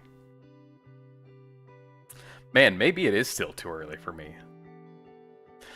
Is the inside of each room randomly generated? Oh, and hold on. Is the inside of each random generated room going to be styled randomly also, or will each shape room be individually designed? Each room interior will be individually designed. The idea is that the room placement, so like what room you'll be into when you walk out that door, is going to be random. What's inside the room, for the most part, is going to be static. So I will, like, for instance, let's think of a bedroom. I will design a bedroom, I will put a bed in there, I'll put, dresser, mirrors, all of that will be the same. Some elements inside of that room will still change. So like maybe the painting on the wall is part of a puzzle, and that painting changes based on what the puzzle necessitates it to be. Or maybe there's an extra piece of furniture in the room that's related to a puzzle that maybe sometimes is there, sometimes is not. But the base of the room itself is going to be the same. That said, I will have a pretty large library of rooms for the generator to choose from. So it's not going to be the same bedroom every time you walk into it. I'm going to hand design quite a lot of rooms that are similar. So like, rather than just having 2 different types of bedroom, I might have like 20. Or maybe even more. And then when it's trying to figure out, okay, I want to put a bedroom here, I'll just randomly grab this one and then throw it in there. Take it easy, Bassie. I'll catch you later. We're hitting about the 2-hour mark. Again, I'm not quite ready to wrap up. We're going to keep going for a little bit. I'm not too sure how much longer, though. About 1 p.m. for me. I am going to grab a little bit more water real quick. I didn't grab enough last time. It shouldn't take us long. I'll be back in a second.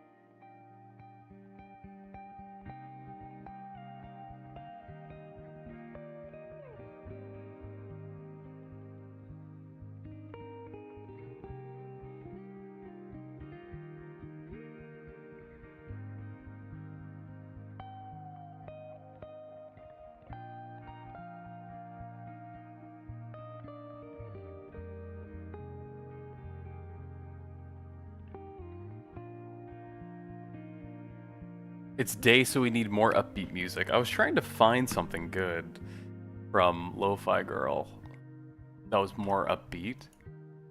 I like the Jazz Hop Cafe, but I don't know what their... I know that their licensing is pretty simple on YouTube streams. On Twitch streams, they're kind of weird about it. Because a lot of the Lo-Fi Girl stuff isn't all that upbeat.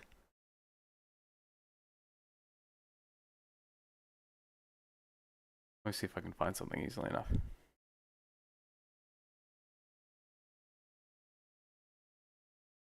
Oh, use the link you gave? Is it in the chat?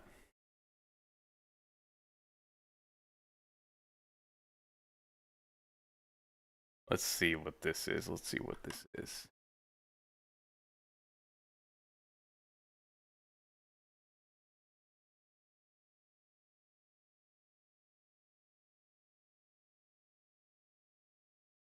Oh, Game Chops?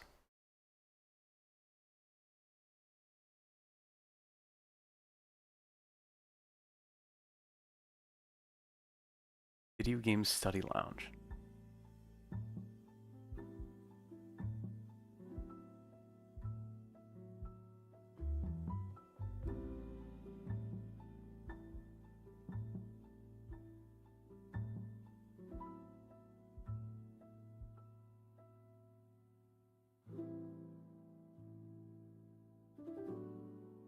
Okay.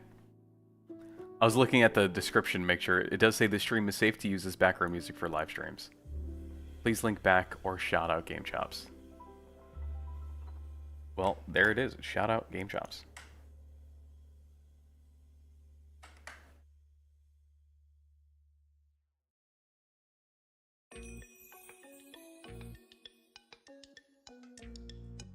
A little bit louder, so we'll turn that down a bit. Okay, so now that we have the room objects are giving us its map index, its origin, and its rotation,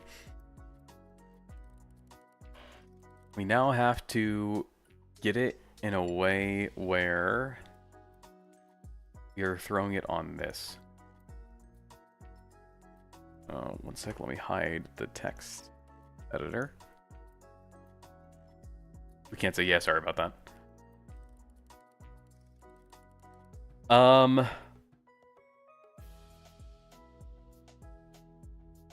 trying to figure out the smartest way to do this. Can I put a canvas panel in a canvas panel?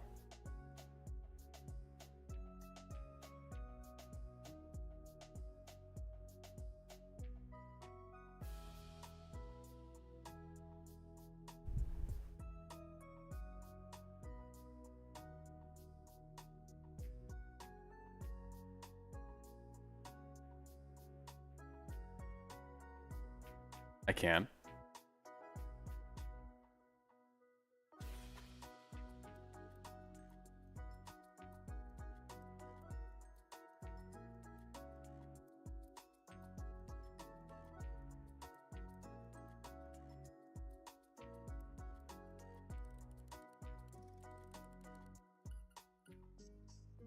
What do you want to do?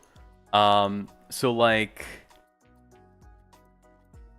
let's say in the event graph, when I want to build the map on startup, it grabs, or it has a list that it is given. And let's say that this room constructor is the first one in the list. It looks at its map origin. And then like this one is 0, 0. So it'll place that map towards this bottom left area because it's 0, 0. Then it looks at, well, what are the cells it has? And in this case, it's, you know, it's got one cell at 0, 0. Technically, this one had to have 3 more. And so it takes the gizmo and drops it at 0, 0, essentially. I think I also needed to take into account the rotation because not all rooms will have the same rotation. And I don't think I need to worry about the cells because the rotation is already kind of the texture image itself is already taking that into account. But I just need to know, if I add this, where is its center gonna be?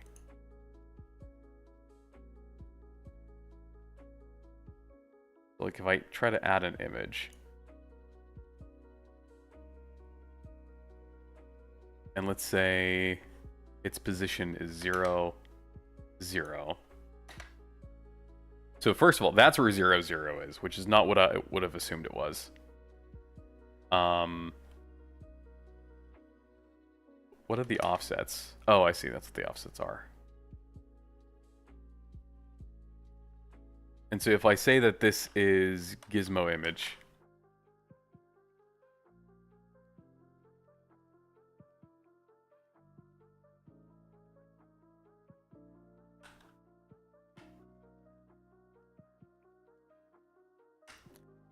it throws it on there like that.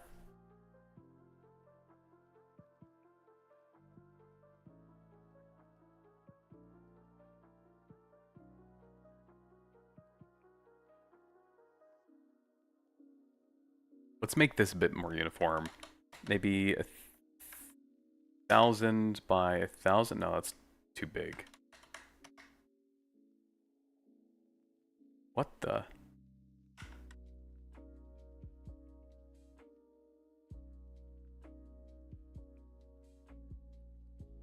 $1,500 by 1,000? I don't get how that...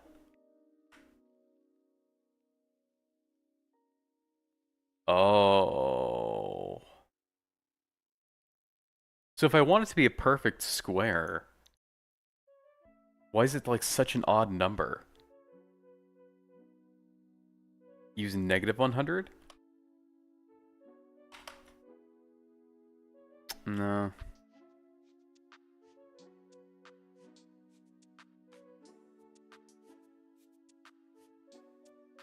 Oh, misinput.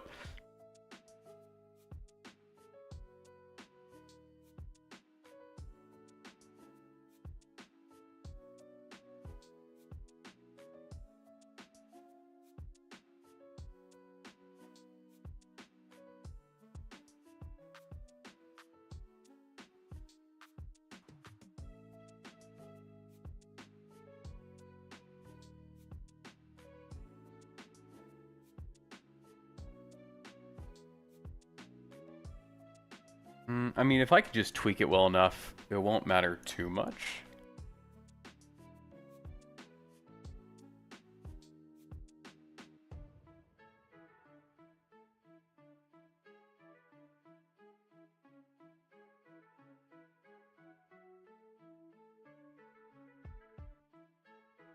What's this alignment? Okay, I don't... So it seems like I don't need to touch alignment. It seems like this offset left and right is ultimately where I'm going to want to mess with this.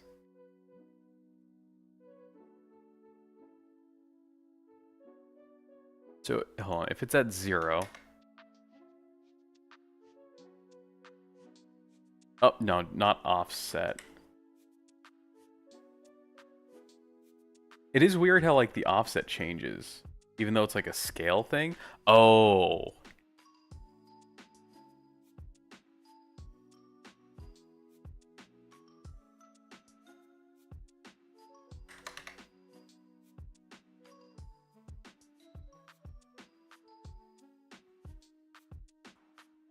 This is tough. Yeah, the UI stuff I'm not super familiar with, so I'm trying to like learn as I go. I just want something that's like uniform enough to where I can just like do my own math with it and do procedural placements. Yeah, the designer's not for the weak, that's for sure. Because I'm just trying to figure out what is happening here. And apparently that's too much to ask. So like if I wanted to, like in my mind, let's say I don't know, how big is this? 1, 2, 3, 4, 5, 6, 7, 8, 9, 10, 11. Let's just say this is 10, which is round, and then this is like, I don't know, 6 or 7. And so if I wanted to place something here, that would be like, what, 5, 2, or 3? And then I'd want this one to show up there, and then I would put this next one on top of it, like that. And so I just need some easier way to split this up that isn't just wacky.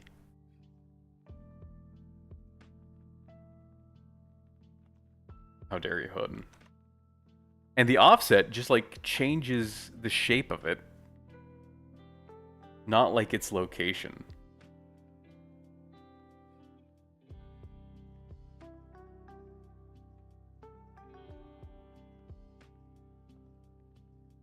Maybe it's because of the canvas panel?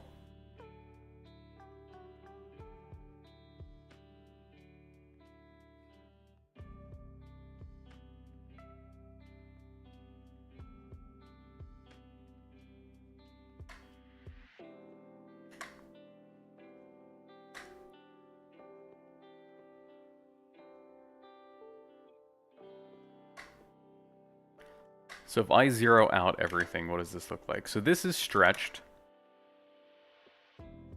But the reason this is stretched is because this whole thing is also stretched. So that's also something I need to account for. Because this isn't a square widget.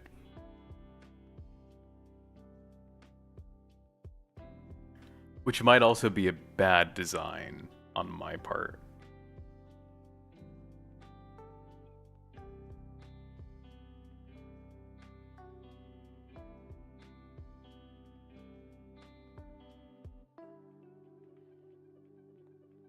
Because it's applying that to this, which is, it's a rectangular widget that's being applied on a square. Maybe use a grid? That's a good point. I can try that.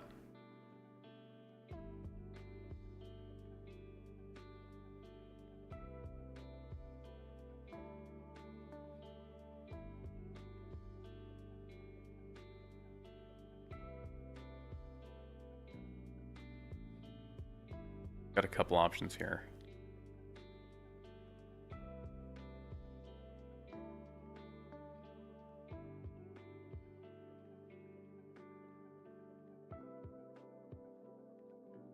Alright, what do the grid options give me here?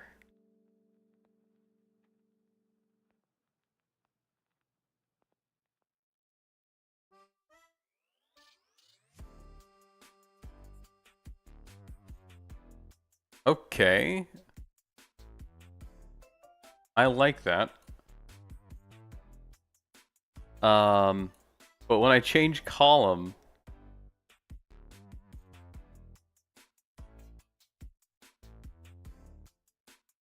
it doesn't move. That's closer though. Maybe it's because of the padding? No. Copy and paste a few of them. Oh, okay.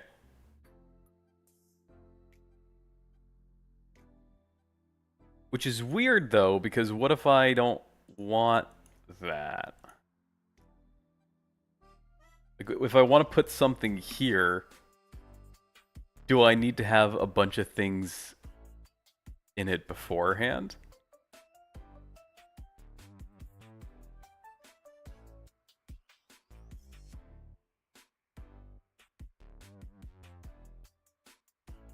Sue Epic or something. Maybe use padding.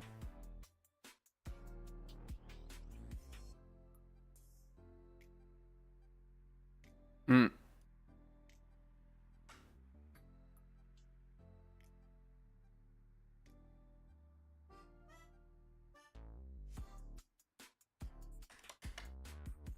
Oh, maybe nudge. Let's go back down to 1.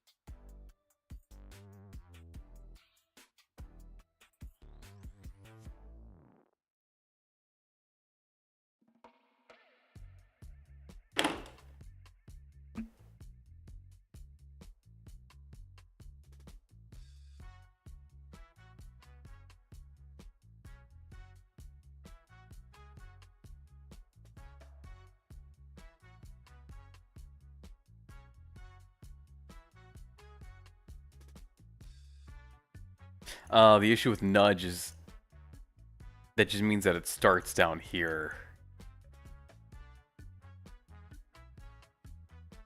Let's hide that for now. Let's try the other one. Because that was just grid panel. We also have stack box and uniform grid panel. A stack box widget is a layout panel allowing children widgets to be automatically laid out vertically or horizontally. A panel that evenly divides up space between all of its children.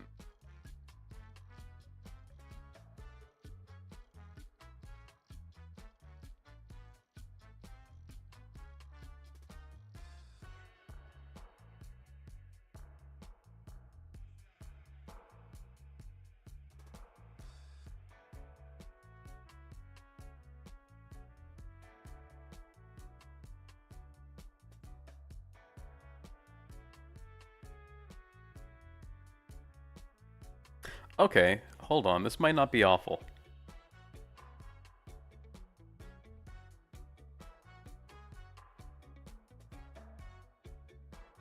So let's say we want a little bit of buffer room on the edges here.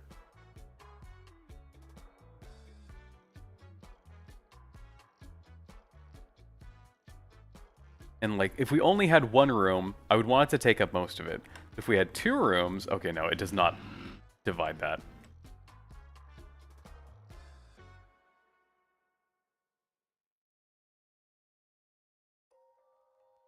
I was expecting it to, like, change the size of these things automatically.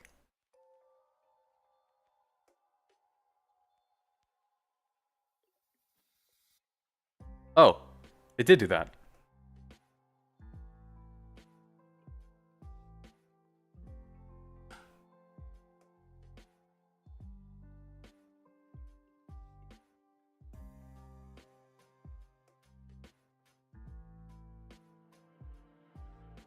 And so if we had a third room,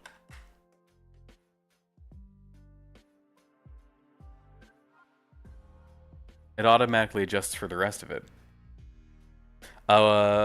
Pro gamer tip, use the anchors with shift control.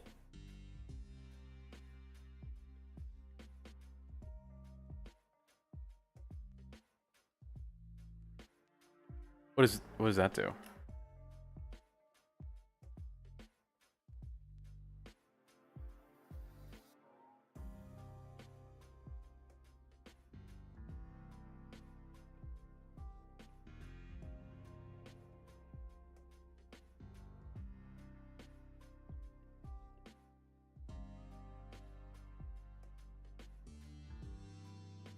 Also, if I change this to a 0.5, that might make my math easier.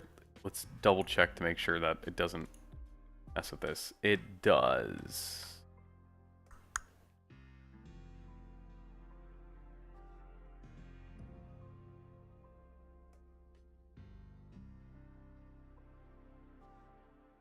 So it is kind of expecting this to be a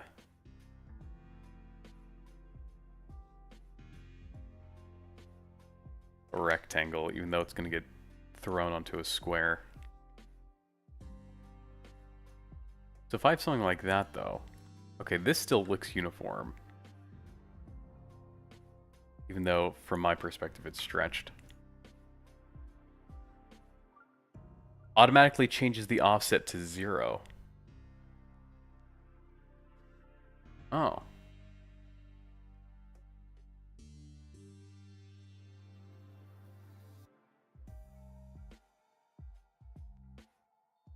Oh.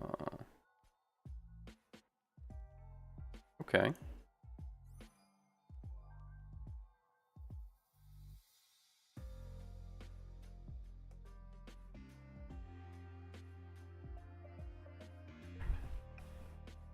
So when it comes to trying to figure out how we add these to this in a way that makes sense, let's start off with, let's say we have 2 rooms. Well, you know what? Let's do 3. To where, or even better, let's make it look like this. And maybe just for now, we'll just do this little L shape here, to where we have zeros. This probably won't be 0, 0, but this first spot and then 2 above it. And these are all 1 room. And let's say that the origin of that first one, if it's in the middle, so if I duplicate 2 of these and I say this is above it, this is above it to the right.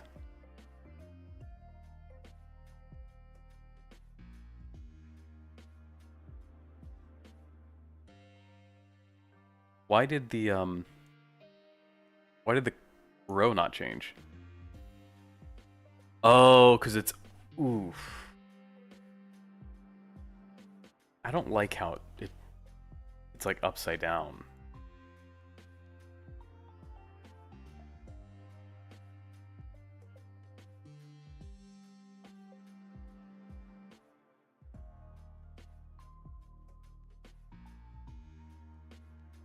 You know what I mean? Like, why is this row 1 and this is row 0? If this is like a graph, you would count up. Hey, Baconator, how you doing? Good to see you.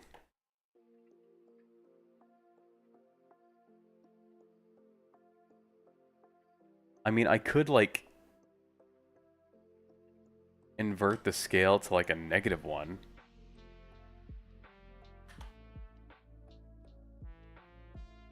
It just kind of makes it annoying, though. And that's probably going to cause other problems later. But then at least it fixes the row column issue I had. It's not that deep. Well, no, but I'm trying to think, like... That means I have to, like, change some of the other stuff. Which I'd rather not do. Because to me, like, this is 0, 0, this is 0, 1, this is 0, 2, this is 1, 0. I don't understand why they went with something entirely different. I would also kind of prefer, like, if this was the map that it just is in the middle. But that might also just be easier to do like this. And have it just take less space.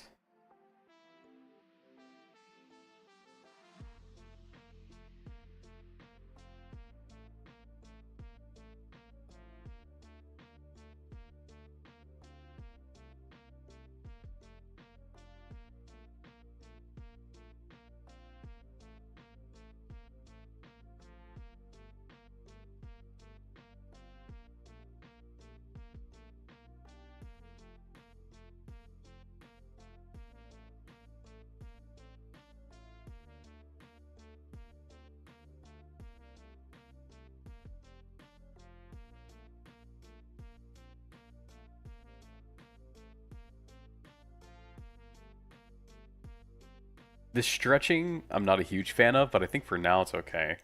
So if this is the,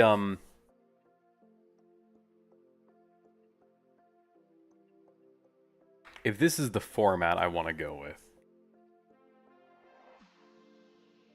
then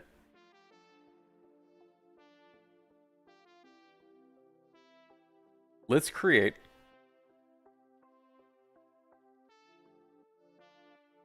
so the idea is that on construction, it'll query the level generator, and the level generator will return a list.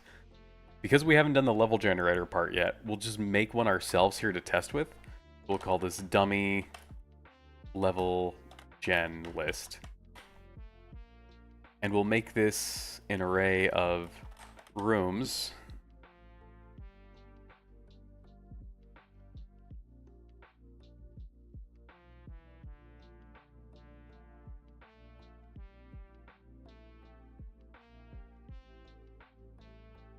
And we'll give it the 3 rooms like we talked about.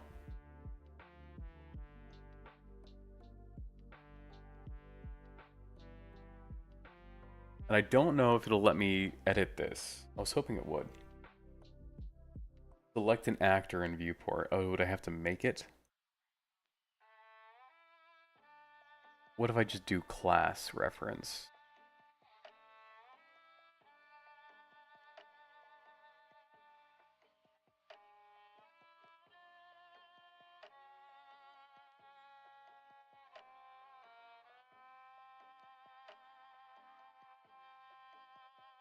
I was hoping it would let me change some of these.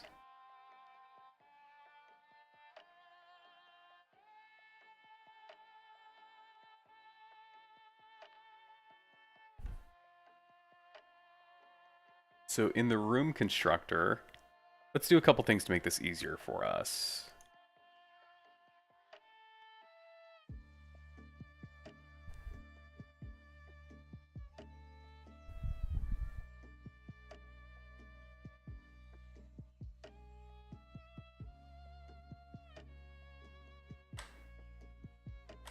We're going to do assign positions to the room.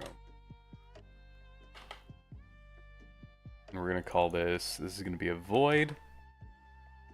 And then assign room positions. And then inside of it, we expect to pass in its map cells.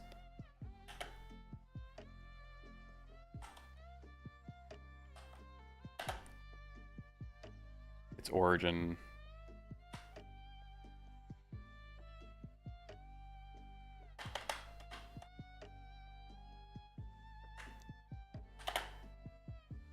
And its rotation.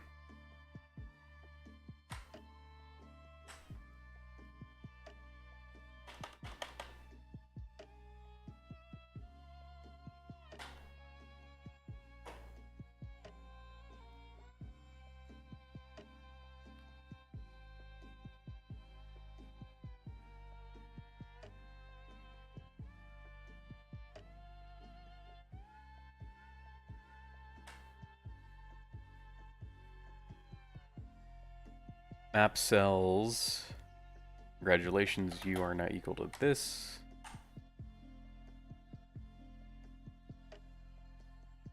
You're equal to this. You are equal to this. I'm curious why it's upset.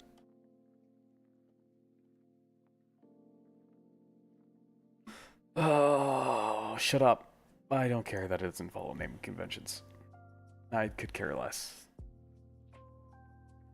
Alright, what's your potential fix? You want to make it capitals. Okay, sure.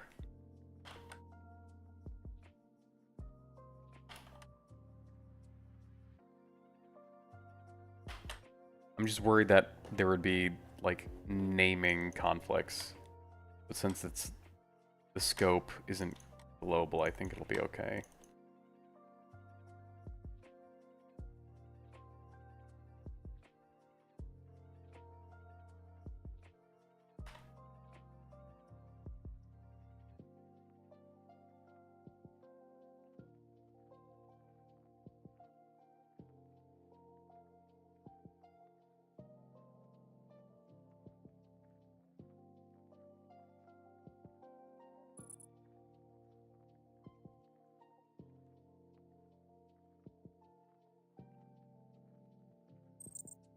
Okay. So now here, what we can do is for debug,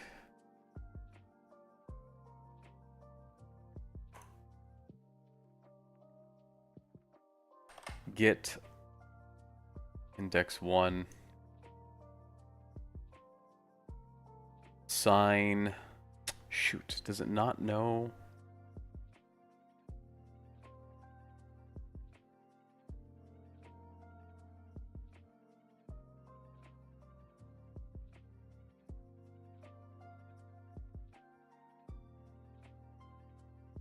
Reload room.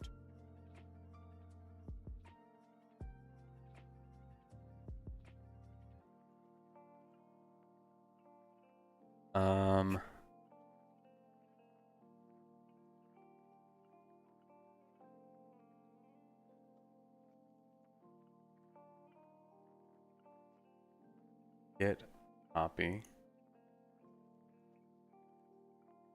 Okay, no, it doesn't recognize that. Maybe it has to be an object.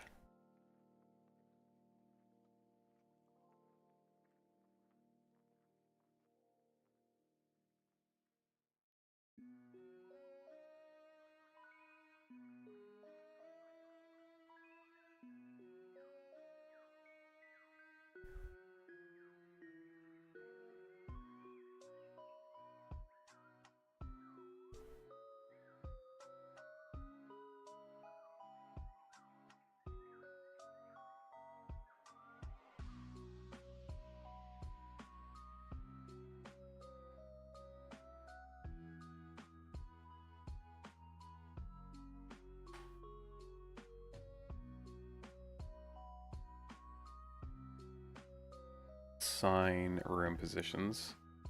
The issue is, I don't, like, these are all null pointers, though. They don't, like, actually exist.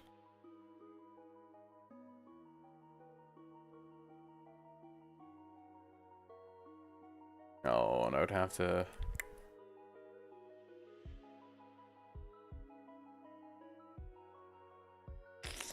What might be easier is rather than trying to do that,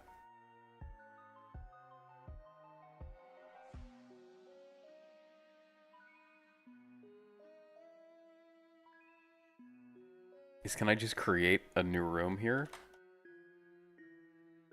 If I make it singular?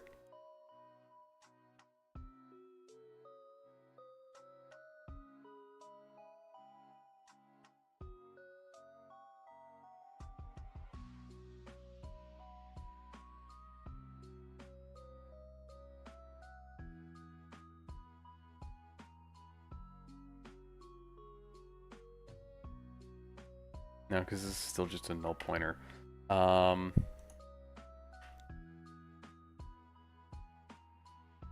Spawn actors from class.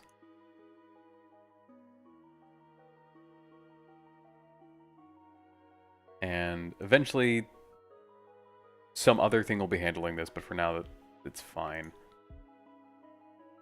Room constructor. I don't care where it spawns.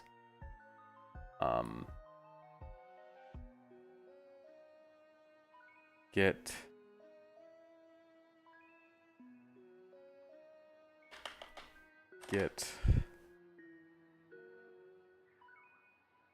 set.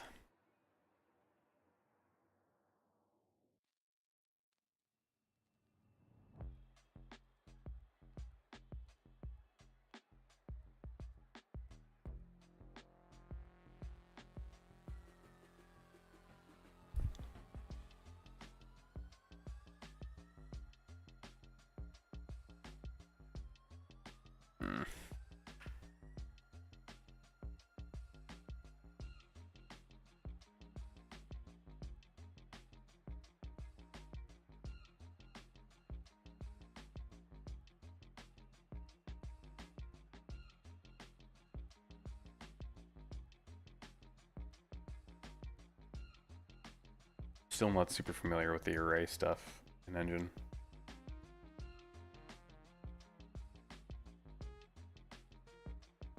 We'll just have to do this for now.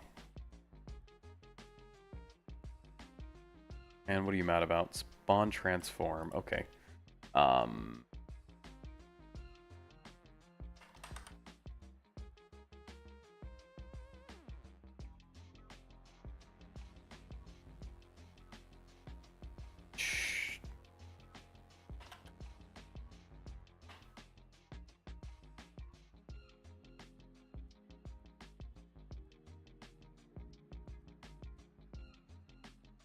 Just like get it away from me is all I care about.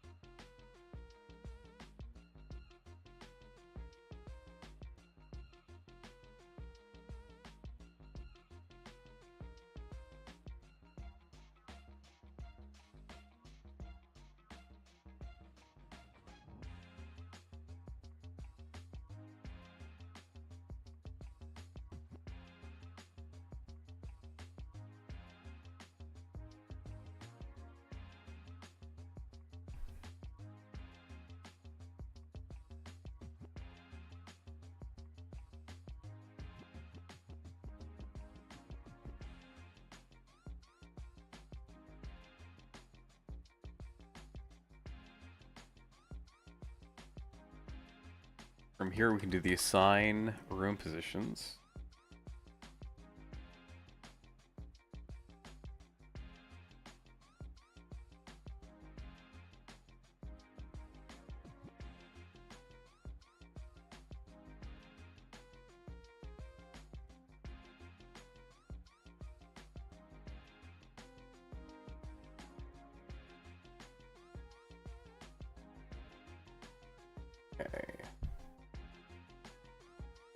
So, F point, I don't know what it's called.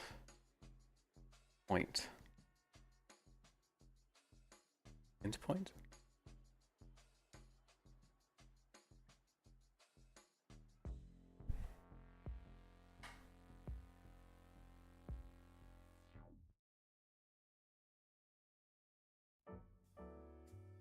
Int point structure.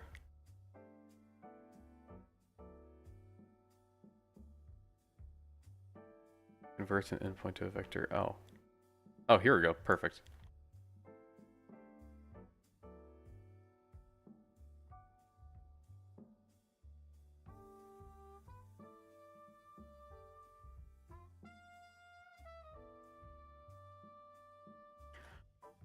So if these rooms are 2 by 2, first one is at 0, 0. Second one would be at 0, 0, 1, 2. And then the second one would be at 2, 2? I think. 0, 1, 2. 0, 1, 2. Yeah. I don't know if we need its cells. Endpoint array structure.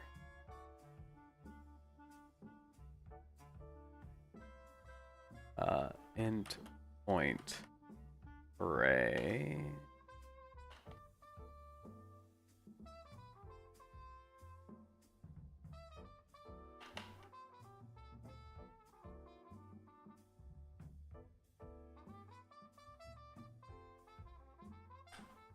Make int point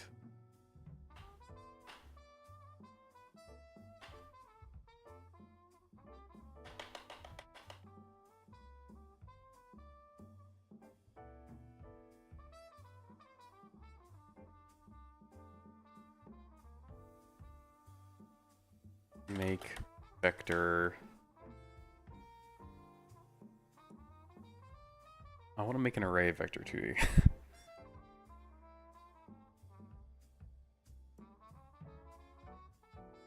Oops.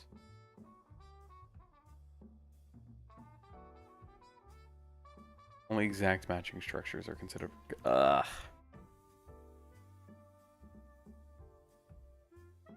That's what I wanted. Make array. Thank you.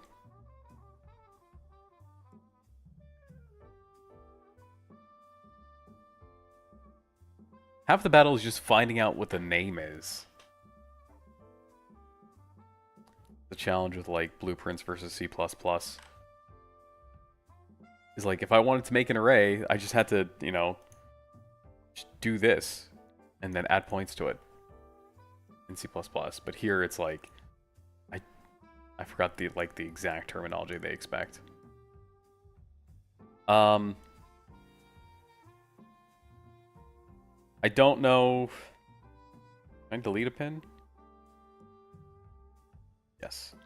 I don't know if I'll be using that for the map gen, so I'm fine just kind of leaving it practically pointless. Just so it doesn't complain about a null pointer. I'm gonna give it this temp value. And then rotation, it already has a default, which is good, makes my life easier. I don't think any of these need to rotate.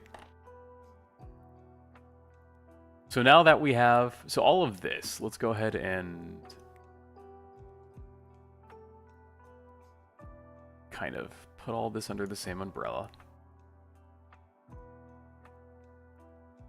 Move it up a little bit. All of this is just to make a dummy list that a different class is going to handle, but that class isn't quite ready yet. So we're just doing this to get something to test with. Now we want to actually build the... Okay, good, it compiles. We want to build the image. And so we're going to take this uniform grid panel, make it a variable.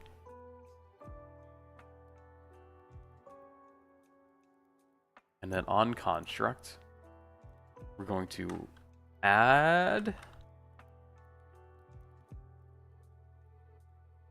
I want to add a child to this.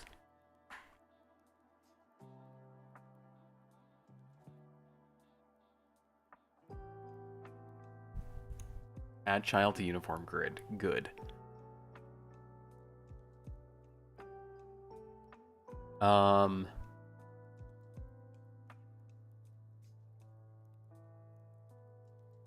do that, we probably have to...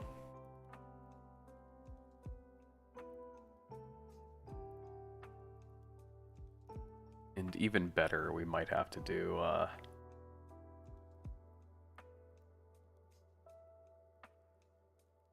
dummy level gen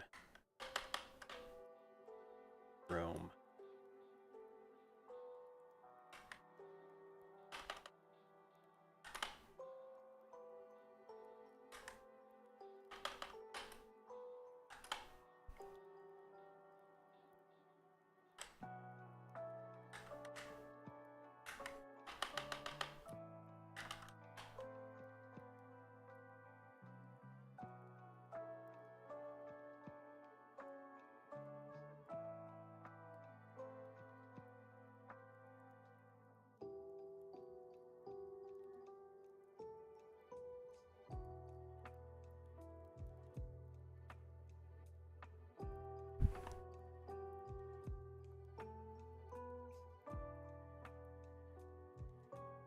Actually, I don't think I needed this, if I'm just going to do this anyway.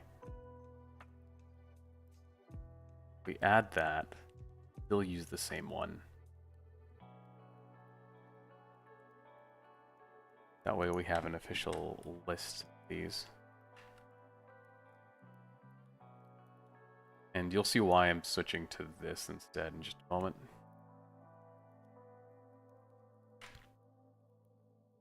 This is what I was trying to do earlier, but I just forgot how to do it. Okay. Warning. Can't parse default type none. I'm guessing all these are going to have it. Oh, what's this? Oh, that's why. Okay, I guess it's fine now.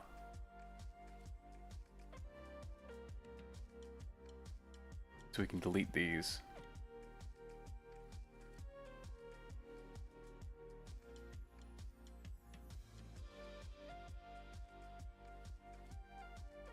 We want to loop through each of them. Caps lock is on.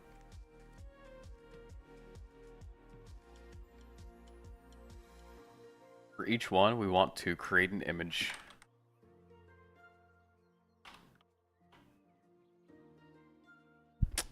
What is it called? How do I do this?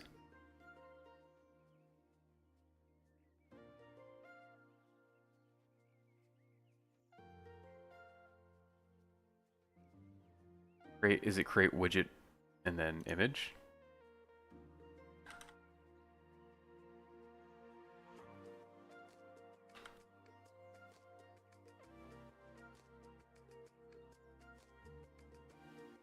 No.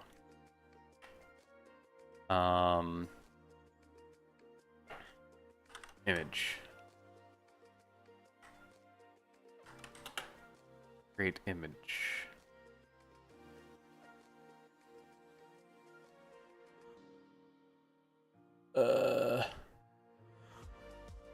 The image widget allows you to create display slate brush.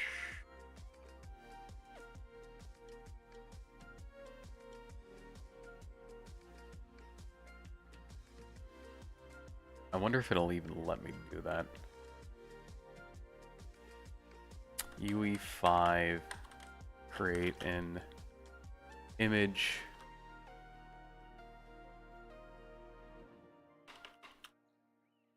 Child in blueprint. So dumb new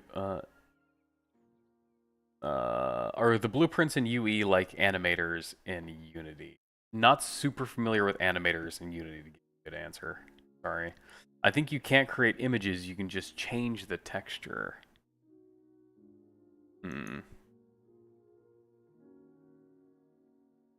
Creating a child blueprint class of an actor that uses.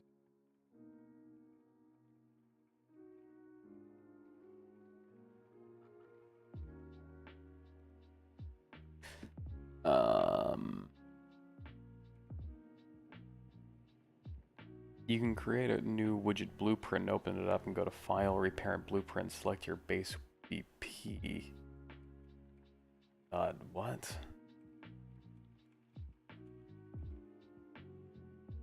Is that I understand everything that is happening, definitely. I want to create these in the blueprint editor so that on startup, it adds as many of these images as I need, and then it'll assign the texture. Opponent thinks we can't do that. He might not be wrong with that.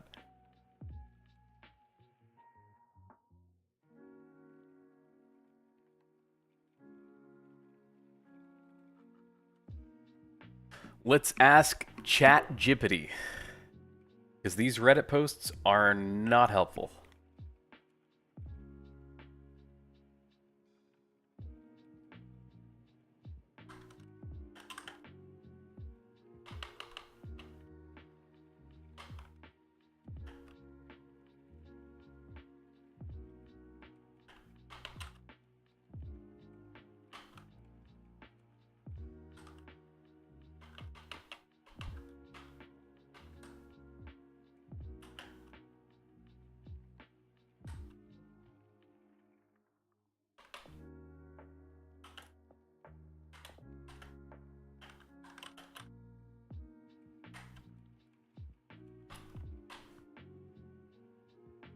Can you do a basic explanation of blueprints? Yeah, essentially it's just C++ code.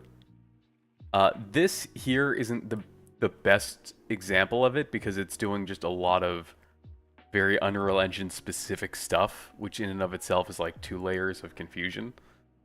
But let's see if we have a good example in like Zoom Terminal.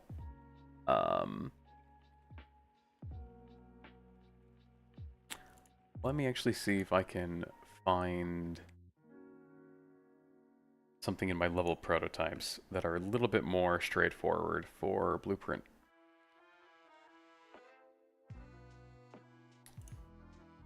Probably going to be in the interactables, honestly. Do I not have... Oh, here we go, interactables. And probably the flashlight one's going to be simple.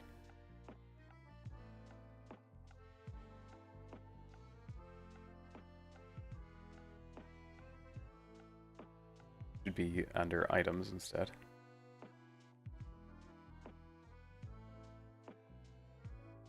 Here we go. Blueprint. So, here I have this spotlight, and when this gets called, and I can call this from anywhere, right? I can tie this to a button on the keyboard. Here just as a default print string, and then I keep track of whether or not it's already been turned on or not, and so this value exists kind of indefinitely for the existence of this. And yeah, like you're saying, it's essentially just code. Is it more efficient to have it as a visual rather than code? Yes, it's quicker to prototype because a lot of this has context sensitivity. So like when it comes to things I can do with this spotlight, I can just click and drag this and do like, you know, set and I can see like, oh, it automatically tells me I can set the intensity, I can set its color. Whereas in code, I kind of have to figure that out either by looking at the documentation, or sometimes it'll like autocomplete. So for instance, here with the map origin stuff, because it knows that it's an f int point, if I do a dot, it'll tell me what things I can do with it. Like I can get its size, I can get its minimum. But for like smaller logical based things and prototyping, I find that it's easier to use blueprints because it's a bit easier to go from this kind of visual to the level, because you also have the viewport right here next to it. You can like click and drag things. Like I can click this, it'll show me that it's this mesh, and I can drag that out, and then I can like, you know, set things with it directly, rather than trying to do things all in C++. Which I did some of in the past, but when things get super complicated, it's a little bit easier to do it in C++, but if it's kind of a smaller scope, I don't.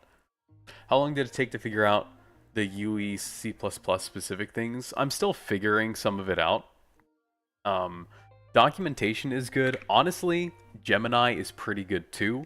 Not for writing your code, but for telling you what the UE equivalent is. So I think just a moment ago we were having issues, if I remember right. Okay, well no. But like, here's a good one. F int point.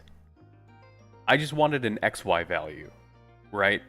Something where I have two integers, but saved as like a vector. In Unity, I think they call that vector 2D. I just didn't know what it was in Unreal Engine. And so I'm like, okay, what is it? Just tell me the answer. And then it said, yeah, it's just this.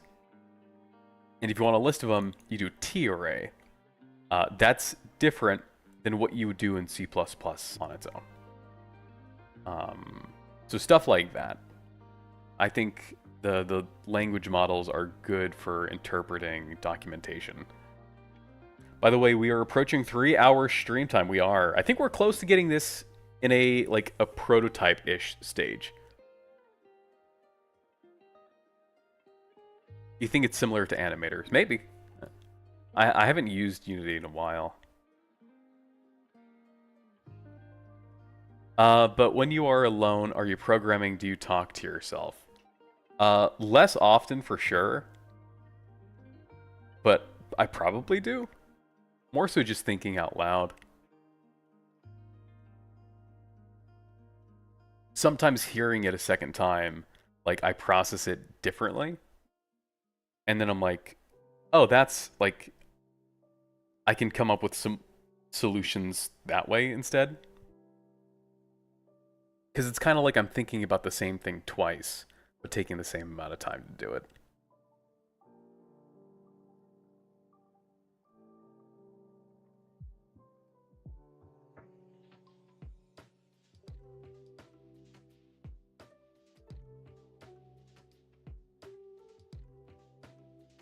Let's see. You can dynamically add more image widgets to a uniform grid panel from the widget's construct pre-construct. The key is you don't create more hierarchy entries manually in Blueprint. You create widget objects and then add children. In your widget designer, select in the details, check is variable. We've done that. Create and add image widgets in pre-construct. You can't directly construct widget image. UMG doesn't let you spawn native image widgets easily. So the usual option is create a small child widget that contains only an image. Make a child widget. So that's going to be in here.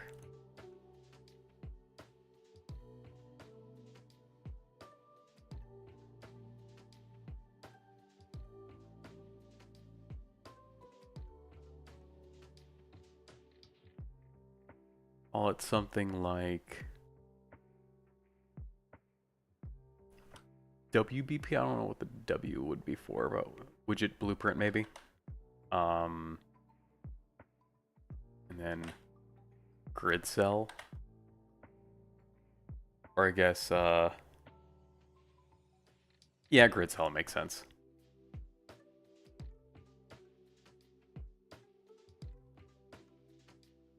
Add an image to it.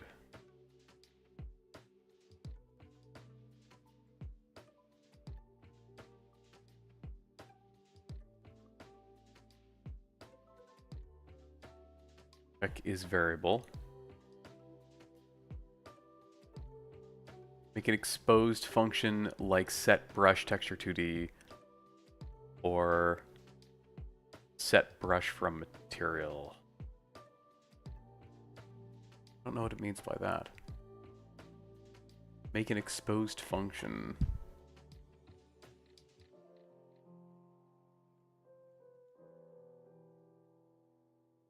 Could I not just do that directly from this? Like once I grab the image? And then I can set it to whatever I want?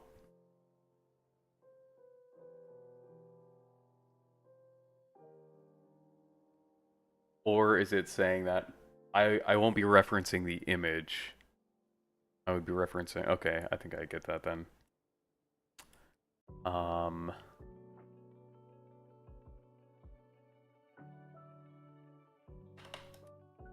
Create... Oh, I think it's custom?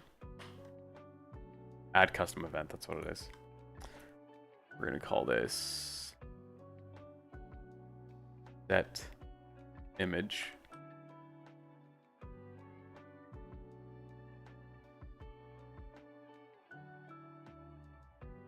Set brush from texture.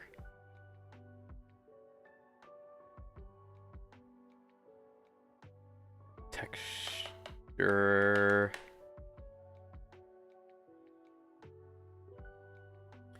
2D. Ooh.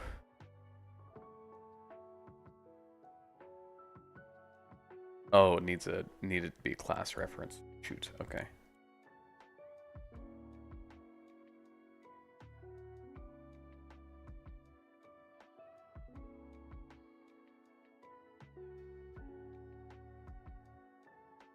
Image object reference.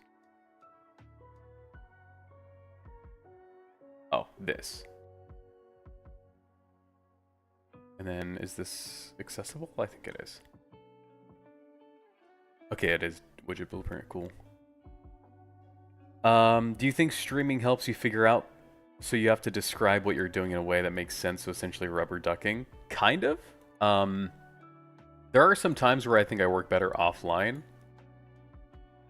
because a lot of times my workflow is just stopping and thinking in silence for about 5 or 10 minutes to like process what's happening. And that doesn't carry over super well into live streaming because it's just kind of boring if I have a blank screen up, which is why I often will like, I have this backdrop, which is good. So if I need to stop and think for a bit, I can just do this. And then I can also just read chat messages as they come in. But the opposite to that is the streaming, and I guess more specifically the streaming schedule, helps me actually start working on this, which is the issue that I have offline, is that I don't often just start working on stuff offline. I used to be better at it, and then I just kind of stopped, and then this is a good way for me to just not force myself, but like telling not just myself but everyone in the Discord, like, yep, I'll be working on it at this time. Clear children on the uniform grid plan also doesn't duplicate every time.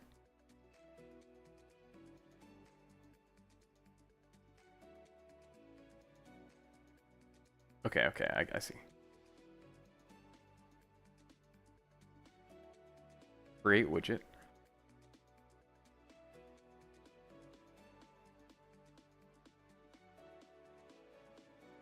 Going to be widget blueprint grid cell. Add child to uniform grid.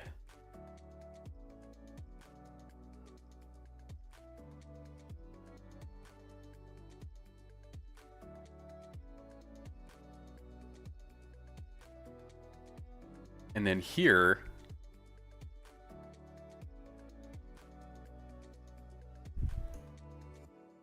we want to get, what was the value that we set previously? What was its name? We want to get its map origin.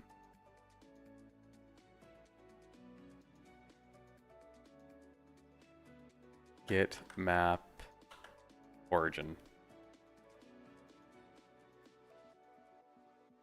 Want to split.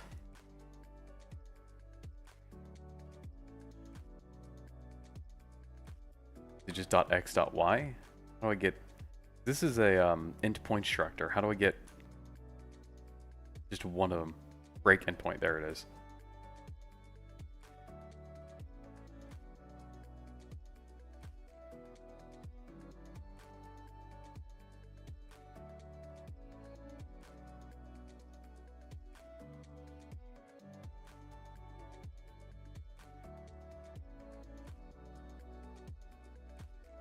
And then set image. We probably want to do this before.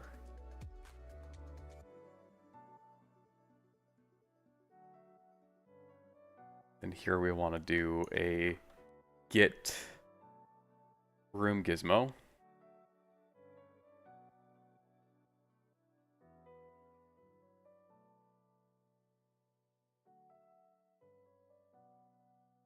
I don't know. Okay, it does let me do that.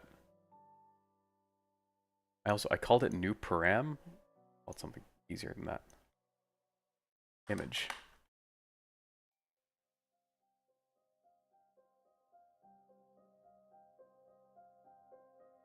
Okay. And then it did also recommend that I clear it before I start, which is not a bad idea. Clear children.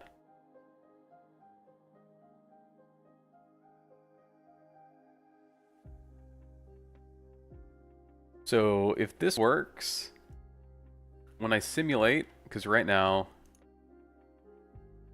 it looks like this, I would expect it to look similar except without that top right one. Let me also save the full project.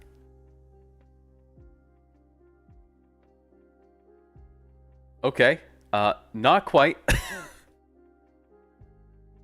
Not quite.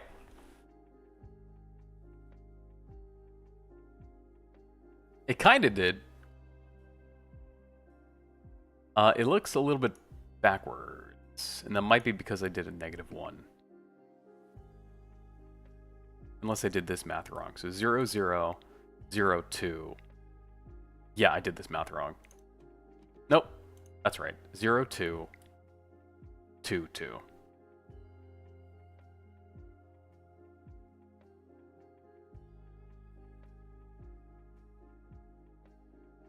But it's better than 10 minutes ago. Yeah, it is.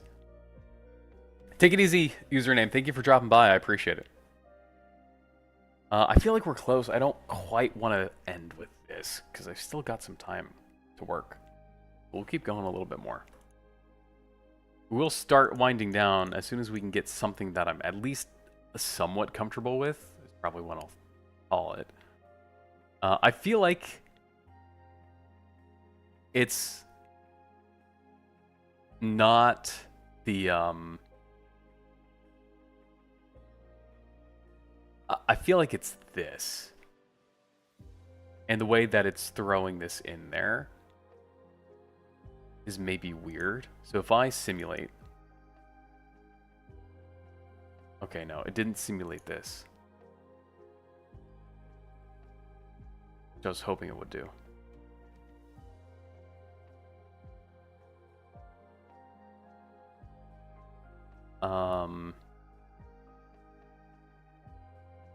Because all of these room constructors, this is just setting integer values, which I think is fine.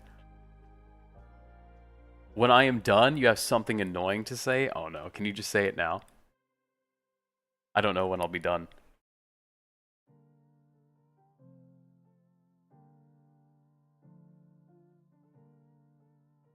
Oh, the backwardsness is probably if I'm being honest. Okay, yeah.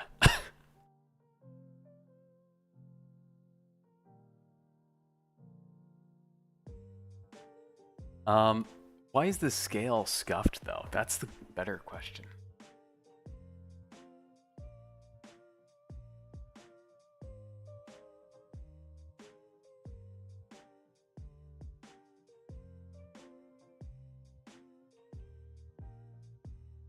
Actually, maybe it'll let me add a widget here to test with.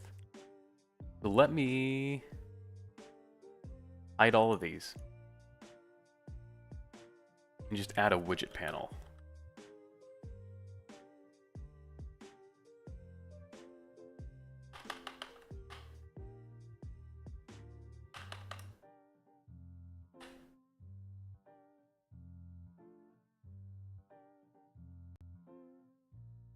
You have a weekly plan for what you... Ooh. No. If I don't make my deadline, I don't make my deadline. I probably should come up with some kind of plan, but ultimately, make one, buddy. Ultimately, after this, like, the monitors, I think, are the bulk of the work that's remaining. Because the rest of that is going to be making the levels look nice, which is in Blender. And that I expect to take a while. Please finish it before you die. I mean, that's the goal, honestly.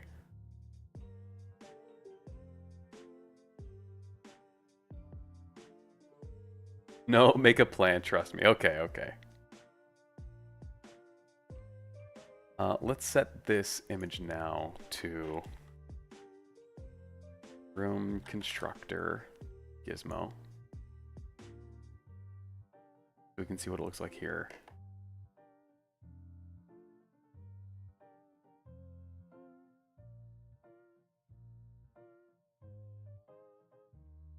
So why does this one take up the full space, but this one doesn't? Is it just because it's the widget rather than the image?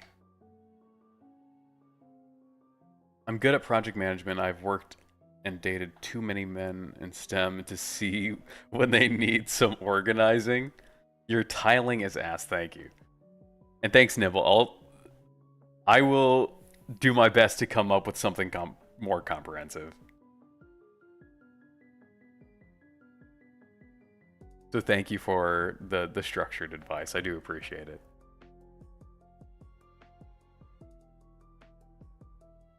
You meant alignment? Oh, is it the alignment?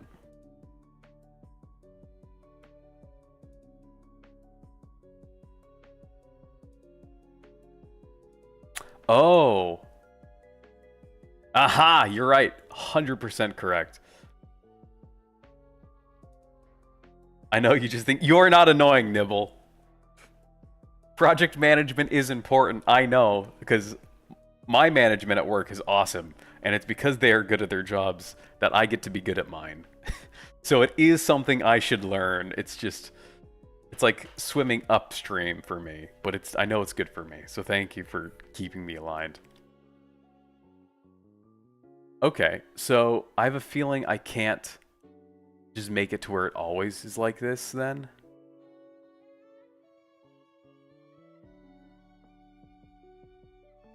Unless, do I have to set this manually? Fill horizontally, so let's see. If we take our widget, horizontal, nope.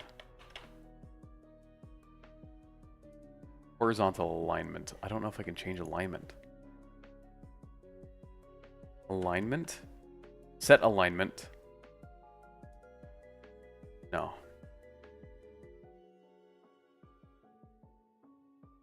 Shoot.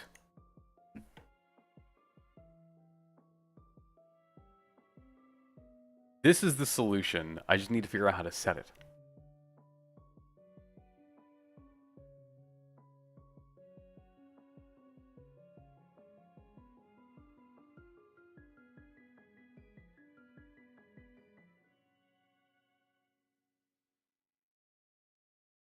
Alright, ChatGPT. Coming for you again.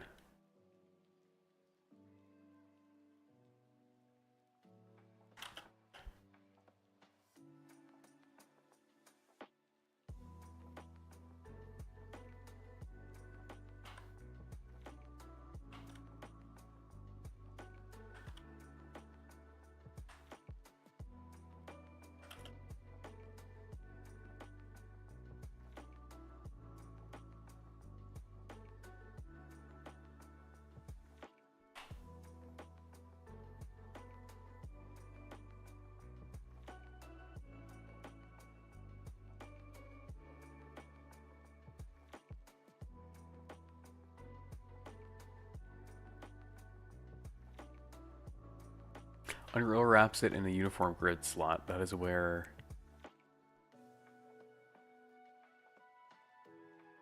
Add child. It returns a uniform grid slot reference. Oh, okay. So from here... So not this, but from this. Aha! I think it is fill, right? That's what we wanted? Yeah, fill.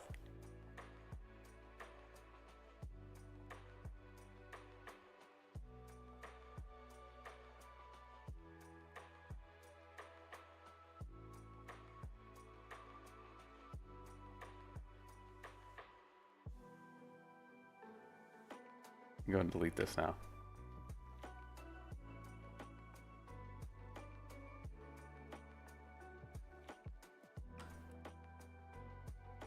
No!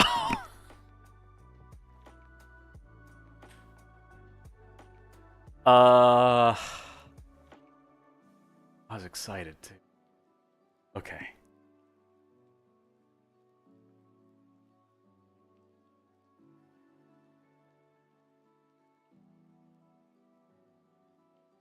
So why does it work when it does it like this?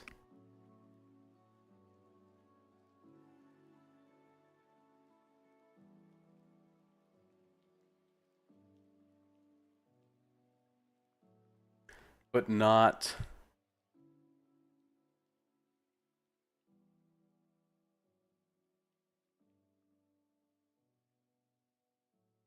Well, first, like, let's do a sanity check and make sure that if we do it like this using widgets and we don't use the construct, does it appear the way I would expect it to?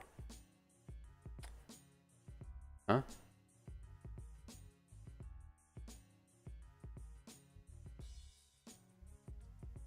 Oh.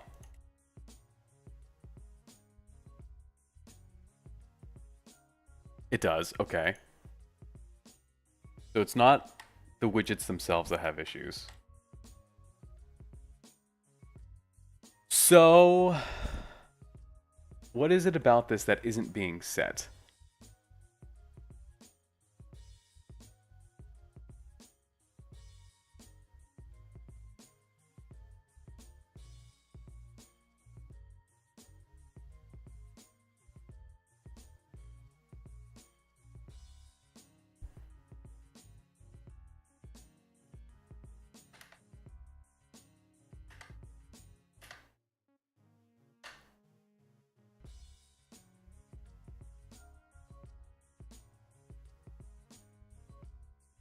Is it like the scale? No, because it's not, it's definitely not that.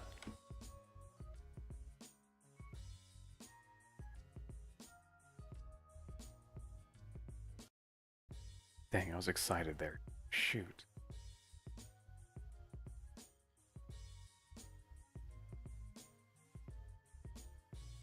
Probably, but center alignment? We can try center alignment.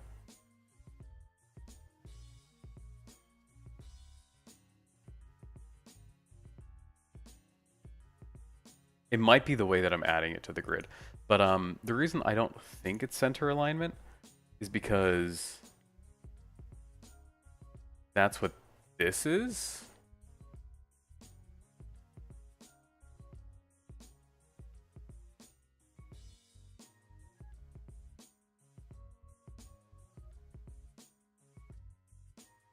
I don't know if that's what we're seeing.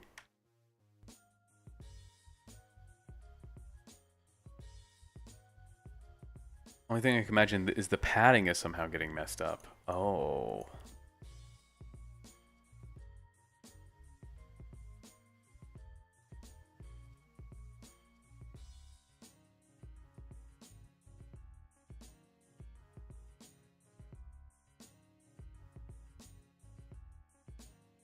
Or a way for the squares to orient themselves to the center.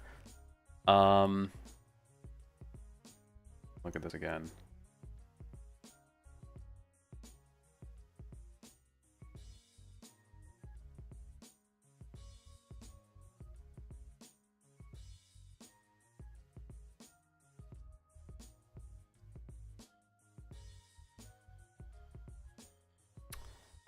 That's what I'm trying to figure out, is why are they not orienting themselves the way I would expect them to? Because if we do center, I think we're going to see something even further off. Yeah. Because it's like squishing it. So if I had to guess, it's something with how I'm adding them in the for loop. Add child to uniform grid.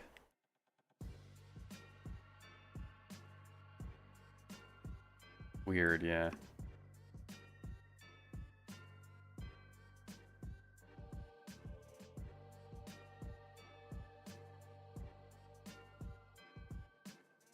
Let's skip this because it already has the default gizmo set correctly. We'll just kind of remove that part from it. So that part is fine.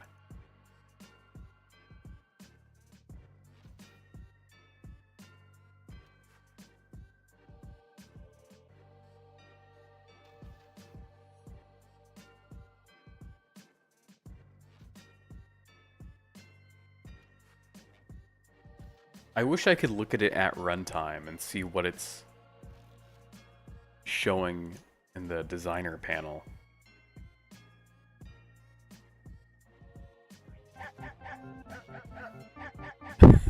Thanks, Nibble.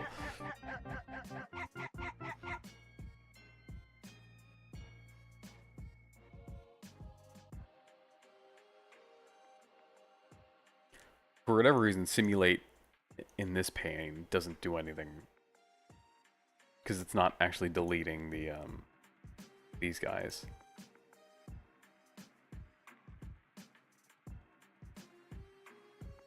Oh, that's a good annoying one. Yeah, you found it.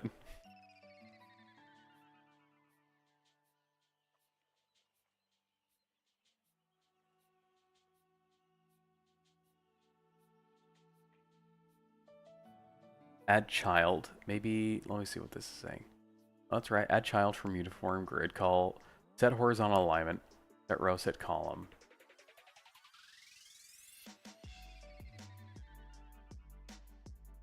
Okay. Let's see if GPT has any recommendations.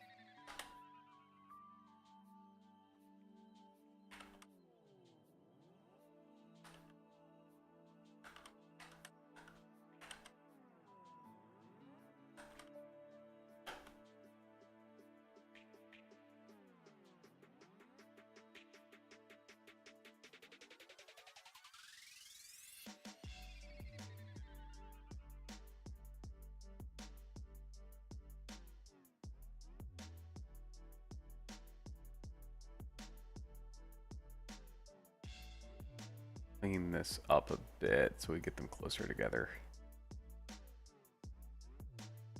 Maybe change the image size.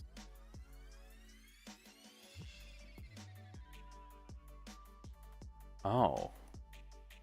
Maybe, like maybe it has a default image size. And then like on creation it changes it. I wonder if that would be here.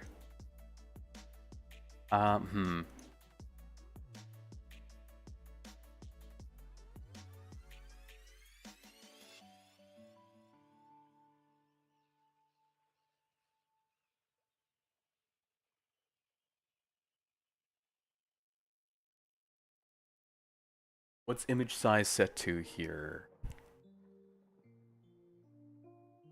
32 by 32.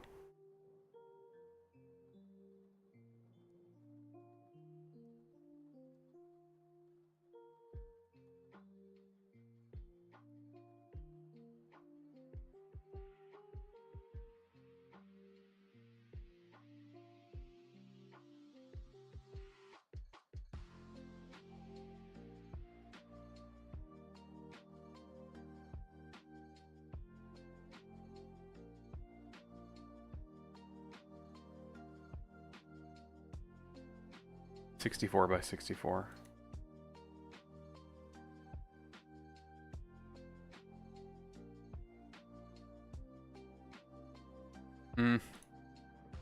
Only make sure I saved and compile and then it takes it.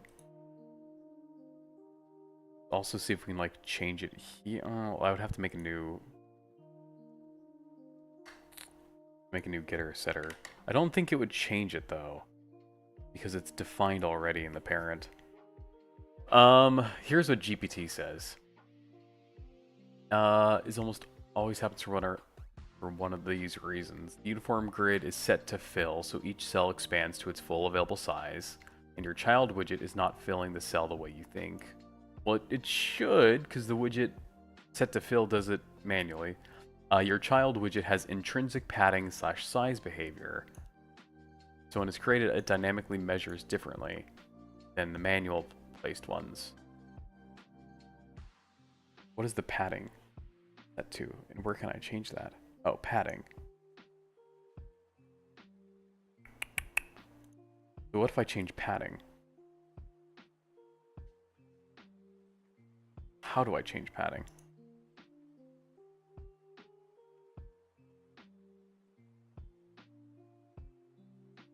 Set padding.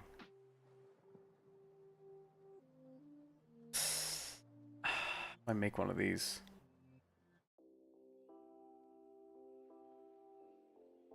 There's also this one.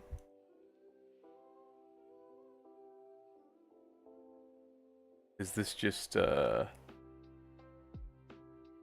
XY?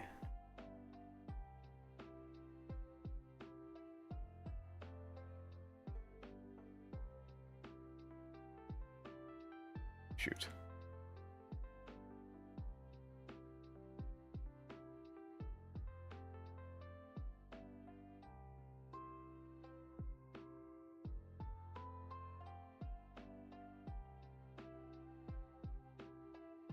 Oh.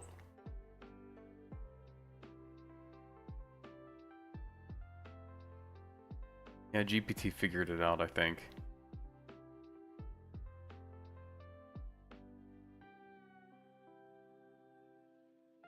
It's because of, like, I'm using the 2. So, even though the room represents 1 space, these should be 1s. Because of how I'm... Because here... Yeah, see, row column is 1 rather than 2. So I'm guessing here now it looks... Yeah, there it goes. Which now presents me with another problem. So if I had one that's like too tall, I don't know if I could consider that a 1 anymore. You know what I mean?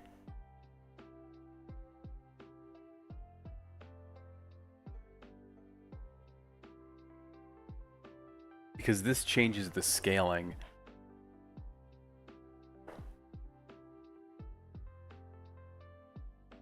Yeah, AI is the end of game developers. We'll see. The future's with that is gonna be weird, but okay. Well, let's see. Now, let's say I wanted to. Let's say we're fine with just the 1x1 rooms, right?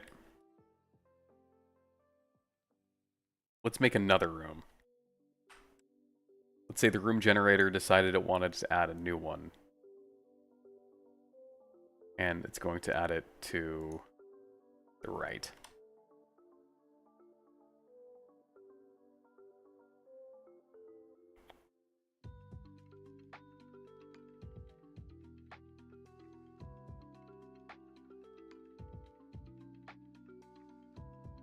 Did I mess up the math there?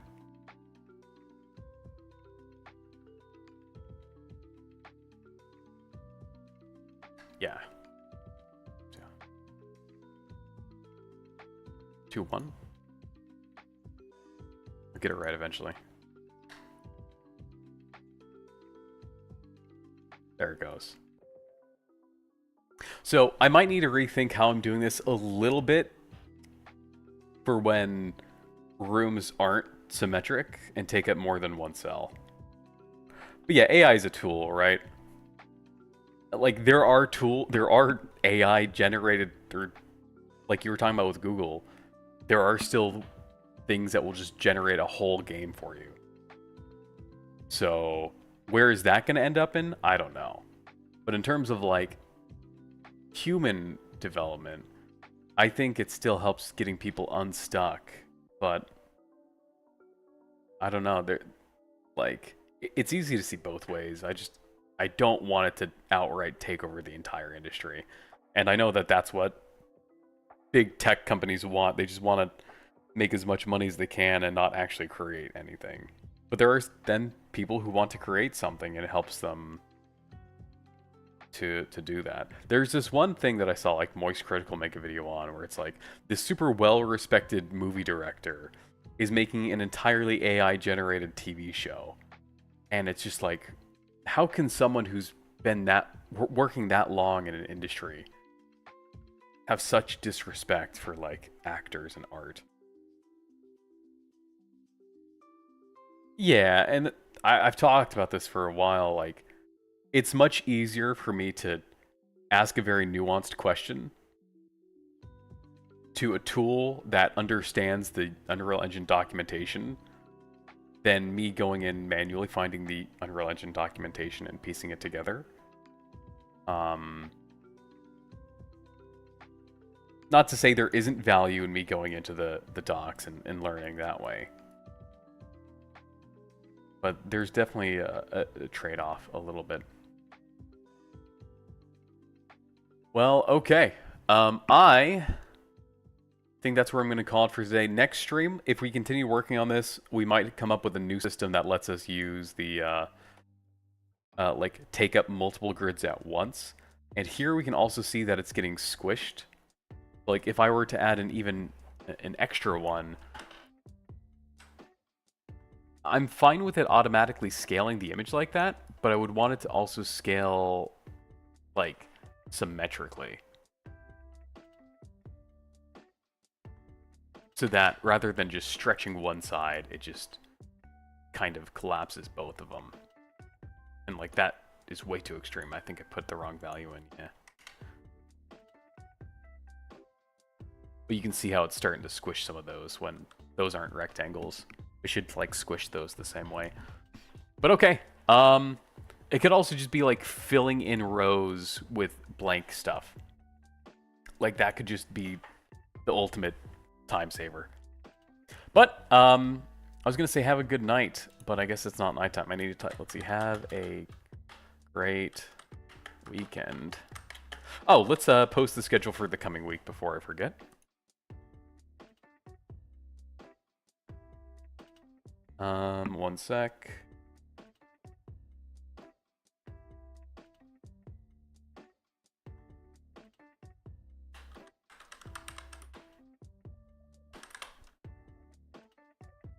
New schedule incoming.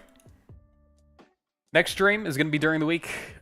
It's in 2 days, 7 p.m. And then Wednesday at also again 7 p.m. That's PT. And then the next bigger dev stream is exactly a week from now. So I hope you guys have a fantastic coming week. Enjoy the rest of your weekend if you can. And oops, Daisy had to get one last kill. Oh, she killed the kissy face.